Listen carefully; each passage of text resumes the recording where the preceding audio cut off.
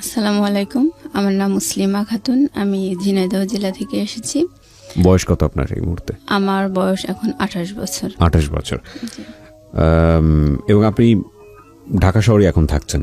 না, আমি ঢাকা শহরে থাকি না, আমি ঝিনাইদহতেই থাকি। আমি চাকরি করি উপসহকারী কৃষি অফিসার, খামারবাড়িতে আমার হেড অফিস। আমার পোস্টিং ঝিনাইদহতেই। মানে আপনার ওখানেই বাড়ি এবং ওখানেই আপনি কাজকর্ম করেন? জি, মাস্টার্স পড়ি আমি ইডেন মহিলা কলেজে।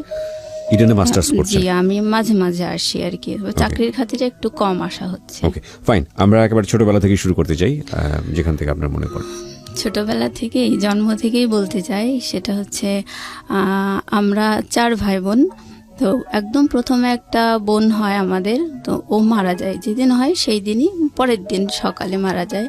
তো ওই বোনটা মারা যাওয়ার প্রায় 2-2.5 বছর পর আমার বড় বোনের জন্ম।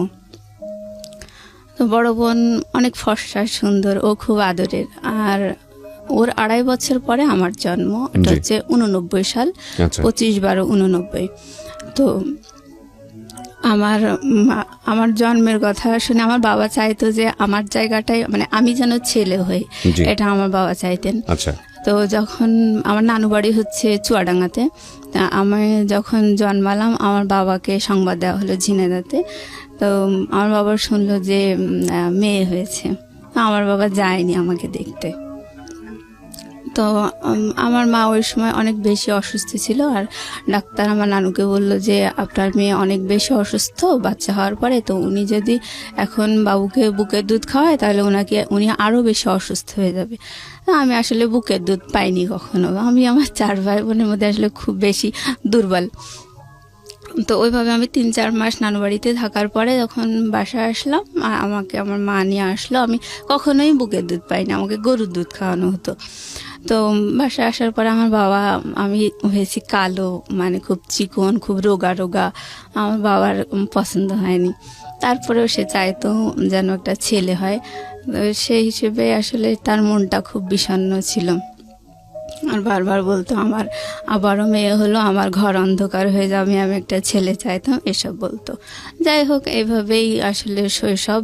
আর যখন একটু বড় হয়েছি, নানু বাড়িতে আমার বড় বোনকে খুব বেশি ভালোবাসতো। তো আমার নানু মাঝে মাঝে, মানে আমাদের বাড়িতে, মানে ওই আশেপাশের মামা যারা আছে তাদেরকে মাঝে মাঝে পাঠাতো। আমার মামাকেও পাঠাতো, যে বলতো ওকে নিয়ে আয়, ওর নাম মেহজাবিন, বড় বোন, ওকে নিয়ে আয়, ও একটু বেরিয়ে যাক, ওকে অনেকদিন দেখিনি। এভাবে মামা আসতো, এসেই শুধু বলতো যে বুবু হচ্ছে মেহজাবিনকে নিতে এসেছি।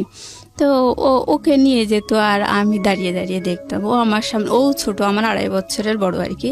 তো ও কাপড় চোপড় গুছায় নিয়ে আমার সামনে দিয়ে হাসতে হাসতে চলে যেত, আমি দেখতাম। আবার মাঝে মাঝে আমিও খুব শখ করে মানে যেতে চাইতাম ওর সাথে নানু বাড়িতে।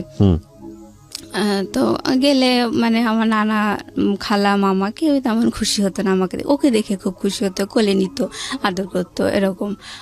আমাকে ওরকম করতো না। তারপর মানে আমরা গ্রামের দিকে থাকতাম, তো আমাদের বাসায় টেলিভিশন ছিল না। কিন্তু নানু বাড়িতে রঙিন টেলিভিশন ছিল, ডিশ লাইন ছিল।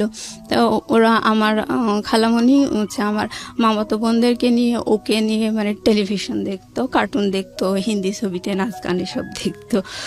তো আমার মামাতো বোন টোন, ভাই, আমার বোন সবাই একসাথে নিয়ে, কিন্তু আমাকে ডাকতো না আমার ছোটো খালা।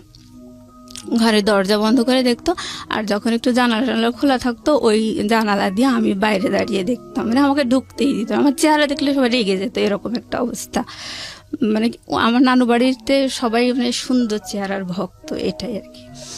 তো আমি ওরকম যখন দেখতাম, আমার খালা যখন দেখতে পেত যে আমি এভাবে টেলিভিশন দেখছি, ও রেগে যেত, বলতো এই যা যা, এখন টিভিতে কিছু হচ্ছে না, দেখার মতো কিছু হচ্ছে না, যা। তারপরেও দেখতাম। পরে আমার খালা দেখা যাচ্ছে যে এই রিমোট দিয়ে এই চ্যানেল সেই চ্যানেল টিভি করতে করতে টেলিভিশনটা বন্ধ করে দিত, দিয়ে বেরিয়ে আসতো। তখন মামাতো বোন, আমার বোন সবাই বেরিয়ে আসতো, বাধ্য হয়ে, ওদের হাতে তো রিমোট থাকতো না। বেরিয়ে আসতো, বেরিয়ে আসার পরে খালা ঘরে চলে যেত। আর আমার ওই বোনেরা, ভাইরা সবাই মানে আমার সাথে খুব খারাপ ব্যবহার করতো, বলতে তুই গেলি কিসের জন্য, তোর কি না দেখলে হয় না, টিভিটা বন্ধ করে দিল, এরকম করে সবাই মানে খারাপ বিহেভ করতো। পরে আমার অনেক খারাপ লাগতো, আমি একা একা বসে থাকতাম। তারপর দেখা গেল যে 10 দিন 12 দিন পরে আমার বাবা আমাদেরকে নিয়ে আসতে যেত। তখন আমার নানি বলতো যে থাক মেহজাবিনকে যেতে হবে না, এরকম ওকেই আটকাতো। মানে সুন্দর যে সে তাকে আটকাতো। হ্যাঁ, আমার বড় বোনকে ওকে যেতে হবে না এরকম বলতো। তো আমাকে কেউ ওরকম বলতো না, আমি আমার বাবার সাথে চলে আসতাম বাড়িতে। মানে আমার শৈশবকালটা ঠিক এইভাবেই কেটেছে। মানে আমি চেহারার কারণে আমার মাও আমার সাথে ভালো ব্যবহার করেনি। আমার মাকে দেখে আমার দুই বোন, ওরা, আমি কালো, আমার দুটো বোন সুন্দর, ওরা আমার মাকে দেখে আমারে ওরকম করে কথা বলতো, কালকুটি কালকুটি বলতো। এগুলো বলতে আসলে খারাপ লাগে। যাই হোক, আমার মার কাছে আমার মা ওইভাবে বলতে দেখে আমি কখনো আমার মাকে নালিশ করিনি যে আমাকে এভাবে কেন বলছে।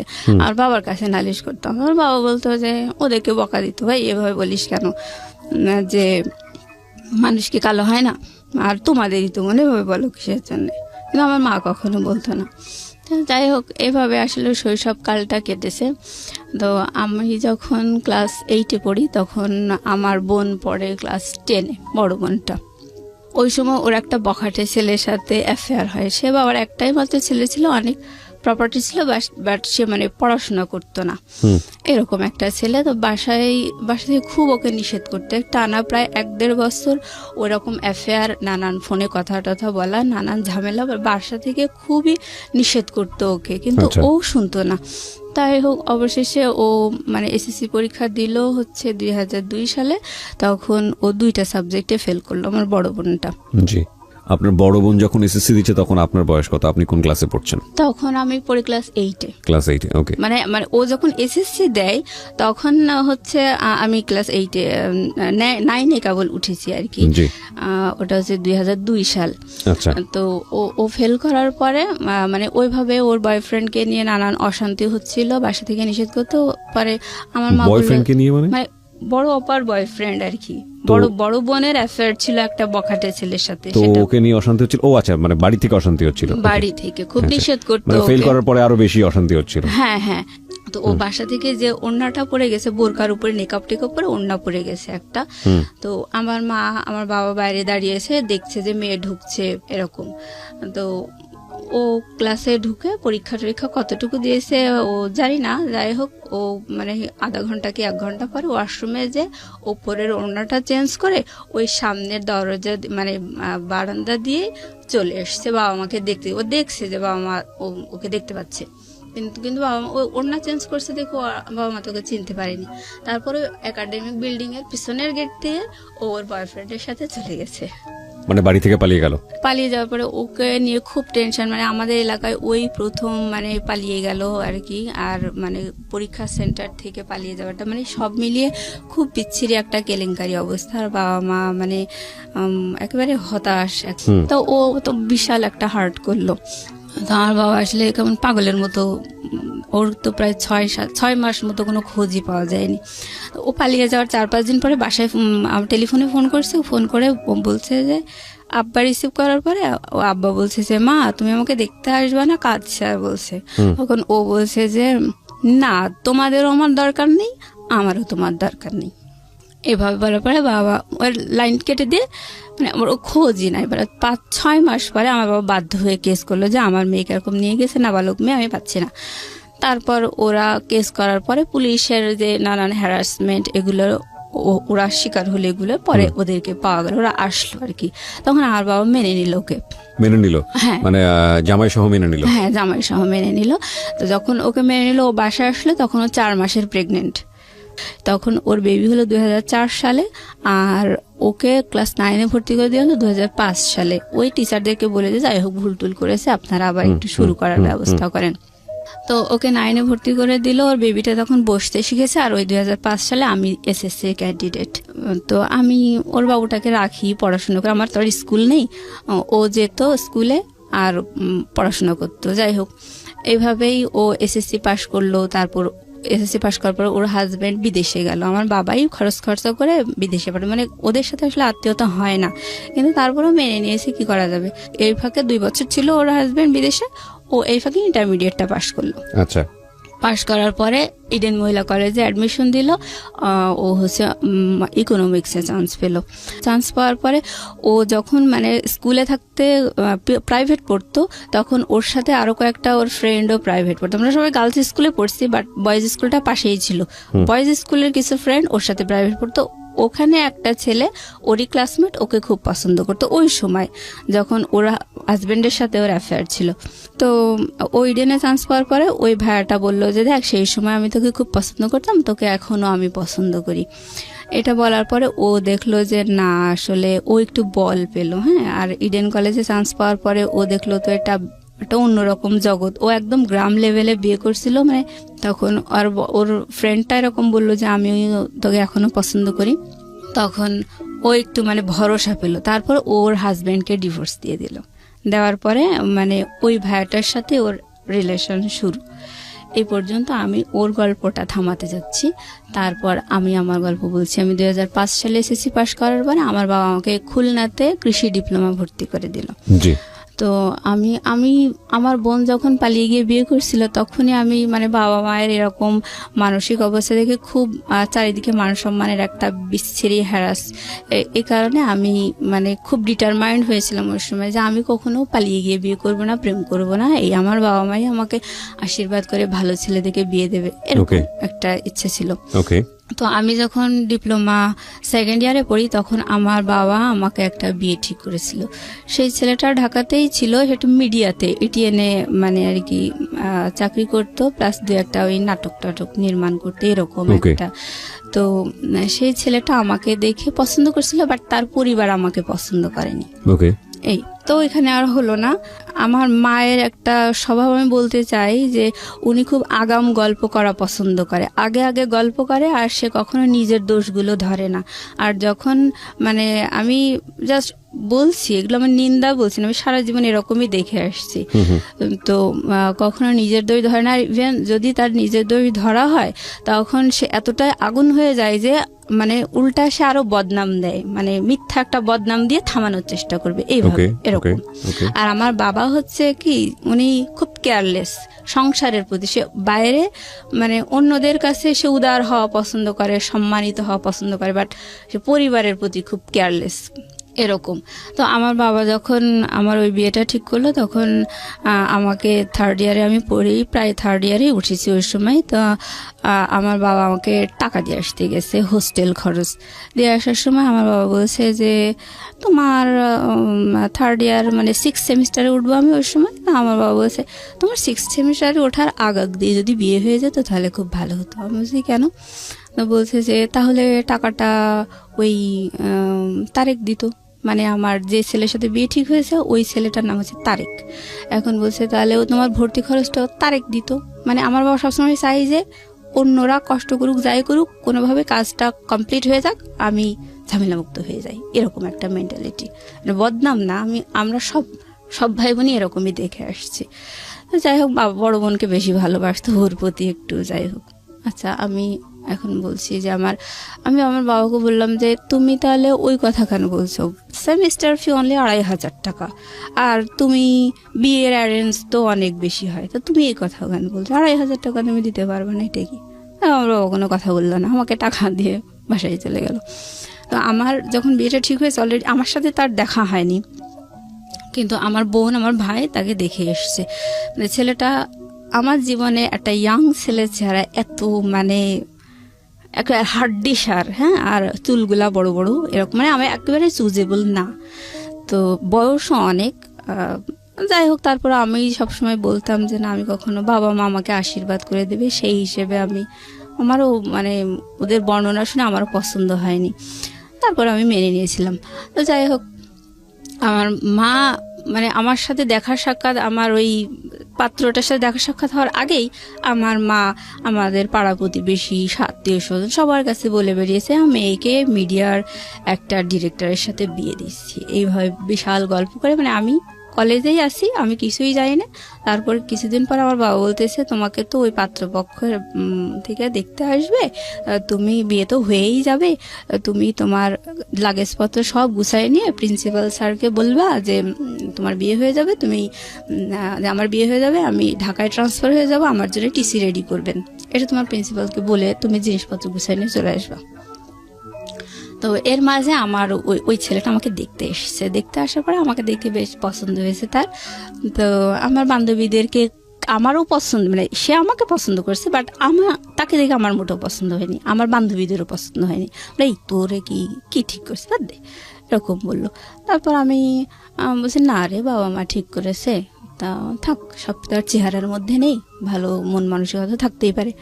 আমি আর কিছু বললাম না। তারপর প্রিন্সিপাল স্যারকে ওইভাবে বলে আমি বাসায় চলে আসছি। তো বাসায় যখন আসার পরে আশেপাশে লোকজন বলছে আর কয়দিনই বা 2 দিন বাদে তো শ্বশুর বাড়িতে চলে যাবে, এরকম করে বলতেছে। এবং আমি খুব হতবাক, না আমার সাথে এখন তো কিছুই হয়নি, তাই এত লোকে জানে বিষয়টা, খুব অবাক লেগেছে।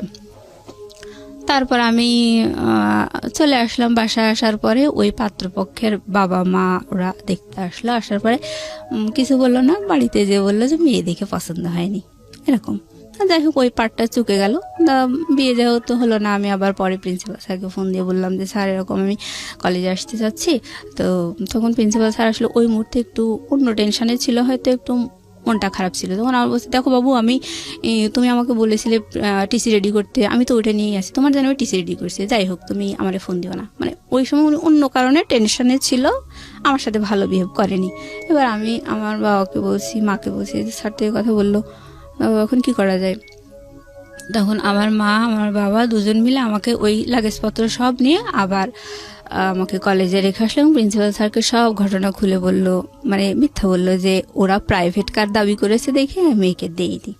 আমার ফাইনাল ইয়ারে যখন, তখন আমার বাবা আরও একটা বিয়ে ঠিক করলো। তো ওই ছেলেটা ছিল এসএসসি পাস করে মানে প্রাইভেট পলিটেকনিক থেকে ডিপ্লোমা একটা সেমিস্টার পড়ে বাদ দিয়ে দিয়েছে পড়াশোনা, এরকম একটা ছেলের সাথে। তবে সেই ছেলেটা খুবই সুদর্শন, এই মানে গল্প শোনা আর কি, আমি দেখিনি। তো ওরকম একটা ছেলের সাথে আমার বাবা আমাকে বিয়ে দেওয়ার জন্য নানু বাড়িতে মতামত দিয়ে দিল, দিয়ে আমাকে নানু বাড়িতে নিয়ে গেল দেখানোর জন্য। পরে ওই ছেলের পরিবারও আমাকে দেখে পছন্দ করেনি। তো যাই হোক, ওইটাই শেষ। তারপর আমি ডিপ্লোমা শেষ করে আমি বাসায় চলে এসেছি, চাকরির জন্য পড়াশোনা করতেছি এরকম। এই যে আপনাকে দেখে দেখে পছন্দ করতো না, আপনার ভিতরে ফিলিংটা কি হতো? মানে খারাপ লাগতো না, মানে কনফিডেন্স কমে যেত না? খারাপ লাগতো বলতে কি, মানে আমি সব সময় চাইতাম আমার বাবা আমাকে অবশ্যই একটা ভালো শিক্ষিত একটা চাকরিজীবী ছেলে দেখে বিয়ে দেবে। মানে আমার বড় বোন যেমন একটা বখাটে ছেলের সাথে বিয়ে করেছে, ওরকম মানে বাবা মায়ের রুচি তো সাধারণত এরকমই হয়, ভালো ছেলে দেখেই তো বাবা মা বিয়ে দেয়। তো আমি যখন ডিপ্লোমা পড়তাম তখন কিন্তু আমি আমার ক্লাসমেট প্লাস আমার মানে আমার সিনিয়র যারা বড় ভাইটাই ছিল, মানে ওরকম সব মিলে আমি যদি প্রেম করতাম, আমার চেহারা দেখে আমি 30টারও বেশি প্রেম করতে পারতাম। মানে এরকম এতগুলো আমি প্রপোজাল পেয়েছি। বাট আমার সবসময় মানে ভালো লাগা ছিল সেটা হচ্ছে যে আমি কখনো আমার সম কোয়ালিটির ছেলে বিয়ে করব না, এটা একটা কথা। আর একটা হচ্ছে আমার বাবা মা দেবে এবং আমাকে ভালো শিক্ষিত এবং চাকরিজীবী ছেলে দেখে বিয়ে দেবে, যাতে সমাজে আর 10 জন বলে যে না জামাইটা ভালো হয়েছে, ওই আগের মতো ওরকম 3rd গ্রেডেড হয়নি, এরকম একটা আমার শখ ছিল।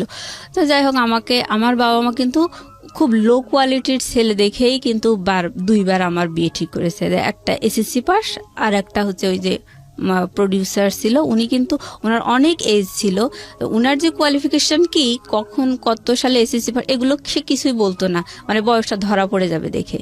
তো যাই হোক, ওনারটা জানা যায়নি, এই পার্টগুলো চুকে গেল। তো আমি ডিপ্লোমা শেষ করে বাসায় এসে, মানে ওই সময় যখন পড়তাম আর কি ডিপ্লোমা, তখন ফাইনাল ইয়ারের দিকে এসে আমার বেশ কয়েকটা বান্ধবীর বিয়ে হয়। তো ওরা অ্যারেঞ্জ ম্যারেজ, সব বাবা মাই দিয়েছে ওদের। তো ওদের হাজবেন্ডরা মানে শিক্ষিত ছিল, সবাই অনার্স মাস্টার্স পাস, ইভেন তারা ভালো প্রাইভেট ফার্মে জব করতে, এরকম। তো আমার দেখে ভালোই লাগতো।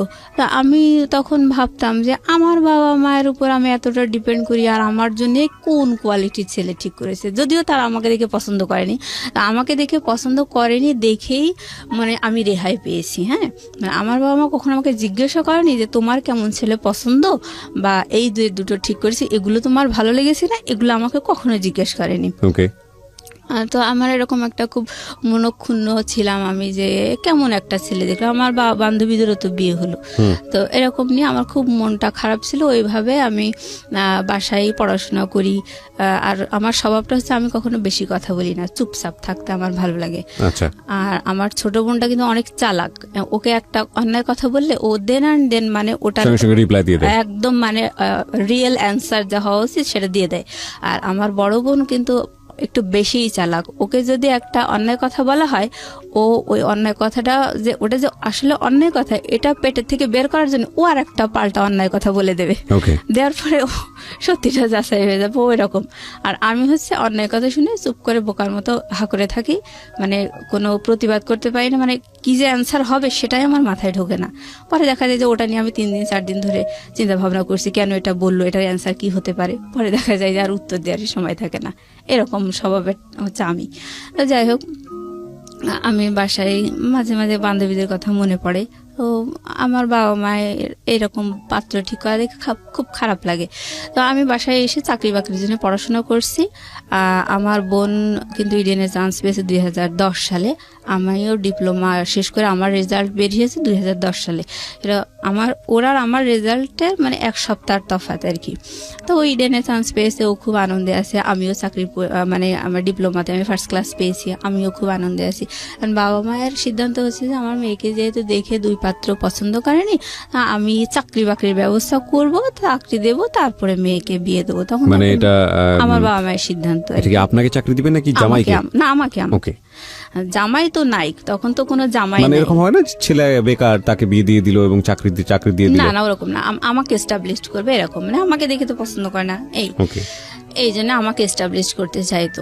তো আমি সে আশা নিয়ে পড়াশোনা করছি। তো ওই সময় আমাদের বাসার পাশে একটা ভাইয়া ভাড়া থাকতো, উনি এনজিওতে চাকরি করতো, আর হচ্ছে একটা ন্যাশনাল ইউনিভার্সিটিতে পড়তো, অনার্স কমপ্লিট করে মাস্টার্স সে পড়তো প্লাস চাকরি করতো। আর আশেপাশে মানে সে টিউশনিও করতো, সে আমাদের এলাকার ছেলে না, বাইরের। তো যাই হোক, ওই ভাইয়াটার সাথে আমাদের খুব ভালো, আমাদের পারিবারিক মানে প্রাইভেট পড়াতে তো খুব ট্যালেন্ট ছেলে ছিল। আমার মাই বলেছিল যে আমার মেয়ে এরকম চাকরির পরীক্ষা দেবে, ওর জন্য একটু পড়াশোনার ব্যবস্থা। উনিও আবার বিভিন্ন চাকরির পরীক্ষা দিত। তো বিভিন্ন ছেলেদেরকে ওরকম প্রাইভেট পড়াতেন। তা আমার মাও শুনলো, শোনার পরে ওনাকে বললো যে বাবা, আমার মেয়ে তো এরকম ডিপ্লোমা কমপ্লিট করে বাসায় এসছে, ও তো চাকরির পরীক্ষা দেবে, তুমি যদি বাবা একটু পড়াই দিতে তাহলে ভালো হতো। চাকরির পরীক্ষায় কি কি আসবে কি না আসবে ও তো কিছু জানে না। বলে আচ্ছা ঠিক আছে আন্টি। তারপর ও আমাদের বাসায় আসতো, ভাইয়াটা, ওনার নাম হচ্ছে টুটুল।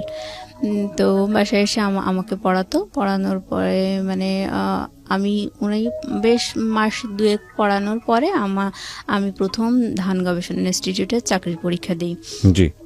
দেওয়ার পরে আমি চাকরি পরীক্ষায় প্রথম পরীক্ষাতেই আমি টিকছি। আর আমি প্রথম চাকরি পরীক্ষা দিই ওর পড়ানোর মাধ্যমে আর কি। হ্যাঁ, আমার বয়ফ্রেন্ড নাম ছিল টুটুল, ওনার নাম। তো ও আমাকে পড়াতো। আমি যখনই চাকরি পরীক্ষায় টিকেছি, মেরিট লিস্টে যখন আমার নামটা এসেছে, আমি সাথে সাথে ফোন করে দিছি যে বাবা আমি টিকেছি। তখন আমার আব্বা এত খুশি, আমার বয়ফ্রেন্ডকেও বলে দিয়েছে যে বাবা ও না টিকেছে, কিন্তু ও যে আমার বয়ফ্রেন্ড এটা আমার বাসা থেকে কেউ জানতো না। কত সালে টিকলেন আপনি? 2010 সালে। তো আমার বাবা ওকে মানে একদম বাড়ির ছেলের মতো ভালোবাসতে লাগলো আর কি। কোনো সমস্যা হলে বা ছেলে মেয়েকে কি পড়াবে বা এরকম সব ধরনের মানে পারিবারিক সিদ্ধান্তে ওকে বড় ছেলের মতো করেই ভালোবাসতো, ওর কাছ থেকে সিদ্ধান্ত নিত, আলাপ করতে এরকম। তো যাই হোক, এবার ওর সাথে আমার তো অ্যাফেয়ার, আমি বিষয়টা গোপন রাখছিলাম। পরে বাসায় যখন দেখলাম যে ওকে তো বেশ ভালোবাসছে, আর আমার বাবাও হঠাৎ আমার মায়ের সাথে মানে এই কথায় কথায় আলাপ করতে লাগলো যে আচ্ছা টুটুলের সাথে যদি মুসলিমাকে বিয়ে দিই তাহলে কেমন হয়। আমার মা তো নানু বাড়ির ওই স্বভাবে বড় হয়েছে, আসলে উনিও মানে চেহারার ভক্ত আর কি। আমার বয়ফ্রেন্ডের চেহারা আমার মা পছন্দ করতো না, ও কালো ছিল তো পছন্দ করতো না। আমার মা একটু আমতা করে ওর মানে খুব একটা মত দেয়নি, তা এভাবেই আর কি চলছিল। তো আমি আমার ছোট বোনকে যখন বললাম, পরে আমার ছোট বোন বলছে যে ভালোই তো, ভাইয়াটা তো অনেক, চেহারায় তো আর সব না, সে তো যথেষ্ট মেধাবী, আর তার স্বপ্ন ছিল বিসিএস পরীক্ষা দেবে, বিসিএস ক্যাডার হবে। তো আমার বড় বোনেরও স্বপ্ন, টিচাররা স্বপ্ন দেখাইছে বিসিএস এ তোমাকে হেল্প করা হবে। তো ও বিসিএস এর জন্য পড়তো, প্লাস আমার বোনকেও বিসিএস এর জন্য পড়াতো। তো আমি ওই সময় ওকে বলছি যে দেখো মা, আমি হচ্ছে যখন ওর কাছে আমি একা একা থেকে পড়তাম তখন আমি ওকে তুমি করে বলতাম, আর যখন আমার বোন আসতো পড়তে তখন আপনি আমি করে আপনি বলতেন। আপনি করে কথা বলতাম। Okay. যাই হোক, এবার ওকে আমি একা পেয়ে বলতেছি যে দেখো আমার না অনার্স পড়ার খুব শখ, বড় আপি হচ্ছে অনার্সে চান্স পেয়েছে, ও তো একদম ঝরেই গিয়েছিল, তারপরে ওকে কত ভালো জায়গায় উঠায় নিয়ে আসছে। আমারও ইংলিশে অনার্স পড়ার খুব শখ, আমার ডিপ্লোমা পড়ার মোটেও শখ ছিল না। বলছে আচ্ছা ঠিক আছে, এটা তো ইন্টারমিডিয়েটের সমমান, তুমি তো অ্যাডমিশন দিতে পারবা, তা আমি অ্যাডমিশনের বই টইগুলো নিয়ে এসে তোমাকে পড়াবো। তাই বলে ও আমাকে পড়াতে লাগলো। আর বিএল কলেজে ও খোঁজ নিল যে আমি অ্যাডমিশন দিতে পারবো কিনা, তখন ওখান থেকে বলে দিল যে না, সেশন ওভার হয়ে গেছে, 1 ইয়ার ওভার হয়ে গেছে। এটা যদি 2009 সাল হতো তাহলে ও অ্যাডমিশনের জন্য ফর্ম তুলতে পারতো। Okay. তো আমার হলো না, ওখানেই ব্রেক হয়ে গেল। তো আমি খুব কষ্ট পেলাম। আর আমি যখন অনার্সের জন্য পড়তাম তখন আমার বড় বোন বলতো অনার্সের জন্য তোর পড়ার কি দরকার, তুই চাকরি বাকরির জন্য ট্রাই কর, চাকরি করার মতো যোগ্যতা তো তোর হয়েছে, তোর এসব মানে ও জেলাস ছিল এক কথায়, চাইতো না যে আমি আর একটু উপরে উঠি। তো ওরকম করে ও নিষেধ করতো, আমি ওগুলো কানে তুলতাম না। তারপর ওটা হলো না দেখে আমার বেশ একটু মন খারাপ হয়ে গেল। এর মধ্যে আমার ওইভাবে আর কি আমাদের ঘটনাগুলো চলতে লাগলো। আর এর মধ্যে হঠাৎ আমার ছোট বোন, ও এসএসসি পাশ করে আসলে 2006 সালে, ওর ডিপ্লোমা ভর্তি করে দিয়েছিল বাবা যে ঢাকাতে মহিলা পলিটেকনিকে সিভিলে। ওর ডিপ্লোমা মানে ওরও প্রায় শেষের দিকে, ওই সময় ওর একটা বয়ফ্রেন্ড ছিল, ছেলেটার বাসা হচ্ছে বরিশালে। তো বরিশালের মানুষকে আমাদের এলাকায় খুব ডেঞ্জারাস মনে করে, তো ওকে সাপোর্ট করতো না। তো ও আবার ওর ওই বয়ফ্রেন্ডের সাথে একটু বেড়াতে গিয়েছিল কোথায় জানি, যাই হোক। তো ওর ফোনটা ছিল অফ, যার কারণে আমার বাবা একটু টেনশন করলো যে কেন ওর ফোনটা অফ, বেশ মানে হাফ বেলা অফ পেয়েছে। আপনার ছোট বোনের আমার ছোট বোন, কি নাম ছিল? ওর নাম তাসফিয়া। তাসফিয়া। Okay. আর ওর বয়ফ্রেন্ডের নাম আমার মনে নেই।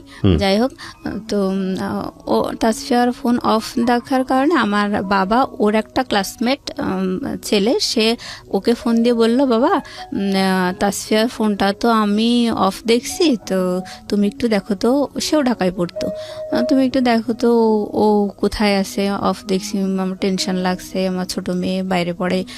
যাই হোক, এবার ও জানতো যে ওর ওই বয়ফ্রেন্ডটা বরিশালের ছেলে, এগুলো ও জানতো, আর ও খুব জেলাস ছিল। হ্যাঁ, মানে ওর ওই ফ্রেন্ডটা ওকে পছন্দ করতো, কিন্তু ওর ওই বরিশালের ছেলের সাথে অ্যাফেয়ার দেখে ওর একটু রাগ টাগ ছিল এরকম। তো ও দেখলো এটা একটা প্রতিশোধ নেওয়ার বেশ ভালো সময়। তো ও মানে আমার বোনকে কোনো খোঁজ খবর না নিয়ে ও ফোন ট্রাই করেছে, ফোনটা অফ দেখেছে ওর ওই ফ্রেন্ডটা। তারপর ও হচ্ছে আমাদের পাড়ায় কয়েকটা ওর পরিচিত, মানে ওর এই ফ্রেন্ডটার পরিচিত কয়েকটা মেয়েকে ফোন দিয়ে বলেছে যে তাসফিয়াকে না পাওয়া যাচ্ছে না, ও পালিয়ে গেছে, এরকম করে বলেছে। বলার পরে তখন পাড়া প্রতিবেশীরা মানে একটু মনক্ষুণ্ণ, মানে তারাও একটু ঠাট্টা করার সুযোগ পেল, বলতেছে ও ওনার 2 সুন্দরী মেয়ে তাহলে একই কাজ করলো, এরকম বলতেছে। বলার পরে এটা তো মানে খুব প্রেস্টিজের একটা বিষয় হয়ে গেল। তখন আমার মা খুব টেনশন করছিল। পরে আমার ভাই ওকে ফোনে ট্রাই করার পরে ওকে প্রায় সন্ধ্যার দিকে ওর ফোনটা মানে ওপেন পেয়েছে আমার ভাই। পাওয়ার পরে ওকে বলল যে জানিস তোর টেনশনে আম্মা হচ্ছে স্ট্রোক করেছে, এখন অবস্থা অনেক খারাপ, হার্টের খুব সমস্যা, মানে হার্ট হয়তো বাইপাস করা লাগতে পারে, তুই যেখানে আসিস তুই তাড়াতাড়ি চলে আয়। ওকে। এবার ও তো টেনশনে, ও খুব মা ভক্ত ছিল, তো ও টেনশনে মানে একেবারে জামা কাপড় 2-4টা গুছায় নিয়ে বাসায় চলে এসেছে। আসার পরে ওর ফোন কেড়ে নিয়েছে বাবা, আমার মা বাবা দুজনে মিলে ওর মানে সেলফোনটা কেড়ে নিয়েছে। দেওয়ার পরে ওকে বলেছে যে কিছুই হয়নি, তুমি এরকম এরকম করেছো, তোমাকে বিয়ে দিয়ে দেওয়া হবে। ওকে। বড় মেয়ে একবার এরকম করলো, তুমি এরকম হ্যারাস করতেছো, আমাদেরকে প্রেস্টিজ নেই, আমাদেরকে সমাজে বাস করতে হবে না, তোমাকে বিয়ে দিয়ে দেবো। তারপর ও তো মানে হতভম্ব হয়ে গেল, কি শুনলাম আর কি শুনছি এখন বাসায় এসে। তো যাই হোক, ওর ওরকম মানে যখন ওর ফোনটা কেড়ে নিল, যাই হোক ওর জন্য ছেলে টেলে দেখা হচ্ছে। তো আমাদের দুঃসম্পর্কের এক আত্মীয়র মধ্যে এক ঘটক ধরা হলো, উনি আমাদের ফুপ্পা হয়। তো ওই ফুপ্পা একটা মানে ওই ফুপ্পা আর ওনার ভাইরা ভাই, মানে 2 ফুপ্পা আর কি। জি। তো ছোট ফুপ্পাটা একটা ভালো পাত্র নিয়ে আসলো। সেই ছেলে হচ্ছে ঢাকা ইউনিভার্সিটি থেকে অনার্স মাস্টার্স করা, মনে হয় ম্যানেজমেন্ট নাকি সাবজেক্টটা মনে নেই। উনি অগ্রণী ব্যাংকের সিনিয়র অফিসার ছিলেন ভাইয়াটা, প্লাস বিসিএস এর ভাইবা দেবে এরকম একটা পর্যায়ে ছিল। আর ওনার বাবা মা কেউ নেই। উনি বলতো যে আমি আমার ওয়াইফকে দিয়ে চাকরি করাবো না, আমি সংসার করাবো, তবে আমি একটা ভালো মেয়ে চাই, এরকম একটা সুন্দর মেয়ে চাই। তো যাই হোক, ওদের ঘর বাড়িও ভালো ছিল না। ওনার ভাই ওনাকে পড়াতো, পাত্রের ভাই আর কি। তো ওনার বড় ভাই এসে আমার বোনকে দেখে গেল, খুব পছন্দ হলো। তো ওই আমার ওই 2 ফুপ্পার মধ্যে যে বড় ফুপ্পা, সেই হচ্ছে আসল ঘটক। উনি বলল কি, ওই ফুপ্পার হচ্ছে ভাগ্নে মানে পাত্র আর কি, উনার পছন্দের পাত্র। মানে উনি বললো যে আমার হাতেও একটা পাত্র আছে, সেটা আমার ভাগ্নে হয়। তো সে হচ্ছে সিভিল ইঞ্জিনিয়ার, তো সেও ডিপ্লোমা ইঞ্জিনিয়ার, কিন্তু আপনার মেয়ে তো ডিপ্লোমা ইঞ্জিনিয়ার, তার তো একটা বিএসসি ইঞ্জিনিয়ার দেওয়া উচিত, সেও তো ওরকমই চায়। আর এই পাত্রের কথা বাদ দেন ভাই, কারণ বাড়ি ঘর দুয়ার থাকার তো দরকার আছে, ওদের তো টয়লেট বাথরুমও ভালো না। এরকম করে মানে ওই পাত্রটাকে হটানোর চেষ্টা করলো। হ্যাঁ, ও চাইতো যে ওনার ভাগ্নেটার সাথে আমার বোনের জন্য বিয়ে হয়। তো আমার বাবা মা ওই অত ভালো একটা কোয়ালিফাইড ছেলেকে ডিনাই করে দিল আমার ওই ফুপ্পাটার, বড় ফুপ্পাটার কথা শুনে। তারপরে ওই ডিপ্লোমাধারী ওই ছেলেটার সাথে, ওনার ভাগ্নে আর কি, ওনার সাথে আমার বোনের বিয়ে ঠিক করলো।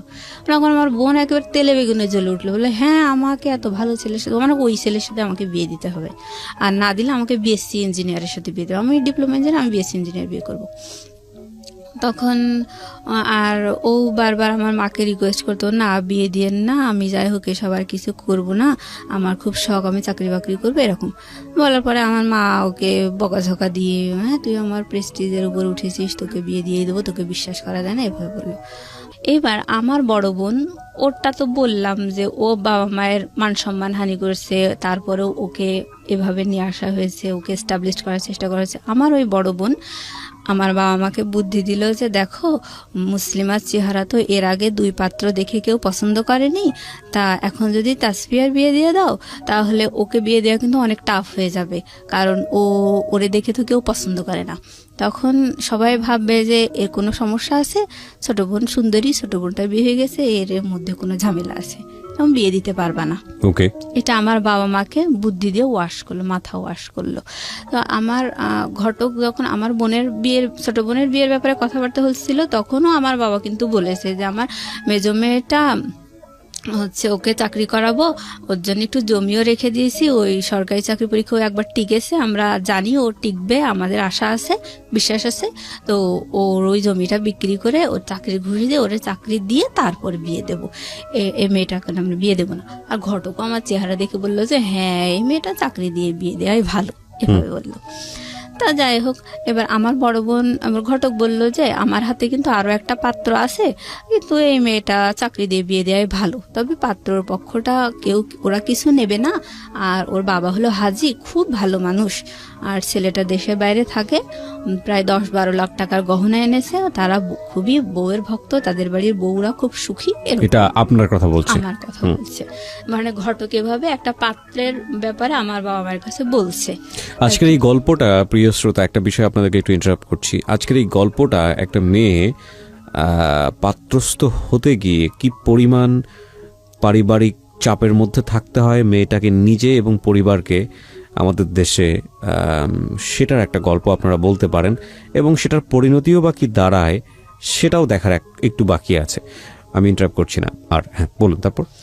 হ্যাঁ, তারপর হচ্ছে আমার বোন ওইভাবে বোঝানোর পরে আমার বোন, আমার মা বাবা মানে রাজি হয়ে গেল যে হ্যাঁ আসলেই তো তাই।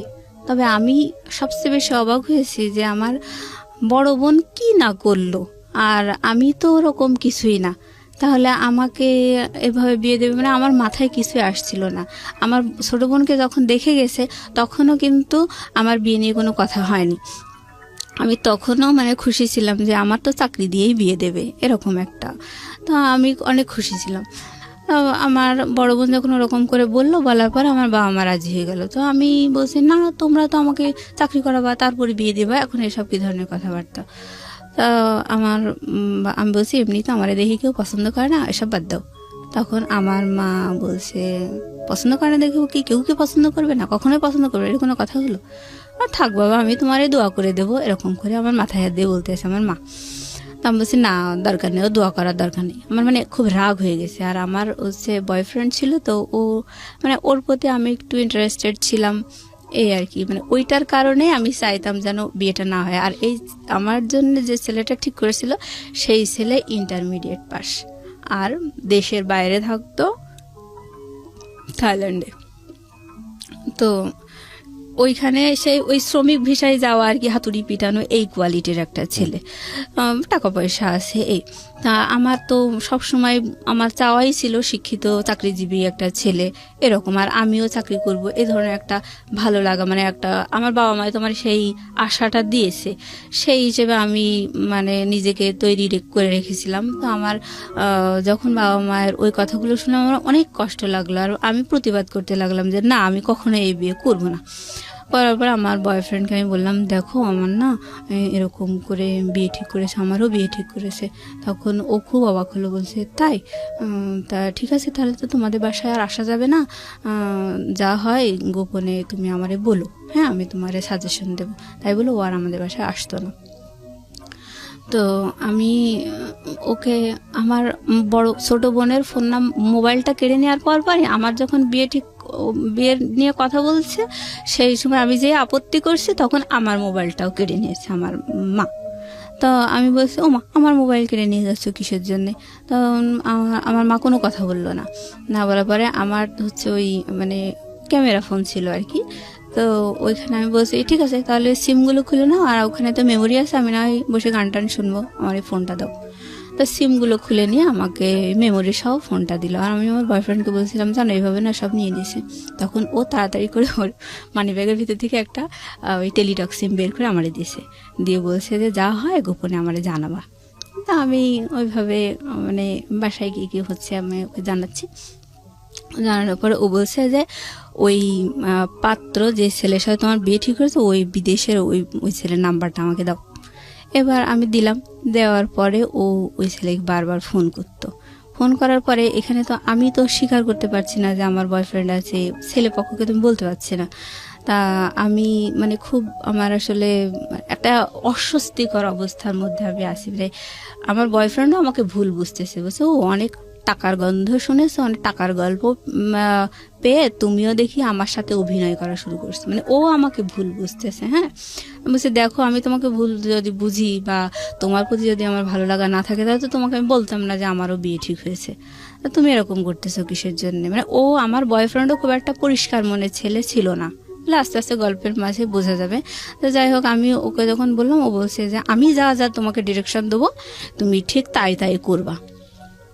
এবার ও বলতো যে এবার আমাকে আমার ওই মানে পাত্রপক্ষ দেখতে আসছে, ছেলের বাবা আমাকে দেখতে আসছে, দেখতে আসার পর আমাকে দেখে খুব পছন্দ হয়েছে। পছন্দ হওয়ার পরে এবার মানে ছেলেটা বলছে যে আমার বাবার যেহেতু পছন্দ হয়েছে, সুতরাং আমি মেনে নেব, আমার বাবার পছন্দ আমার পছন্দ। এই বলার পরে মানে তখন আমার মা বাবা মানে আহামরি খুশি যে আমাকে দেখে এই প্রথম একটা পাত্র পছন্দ করলো।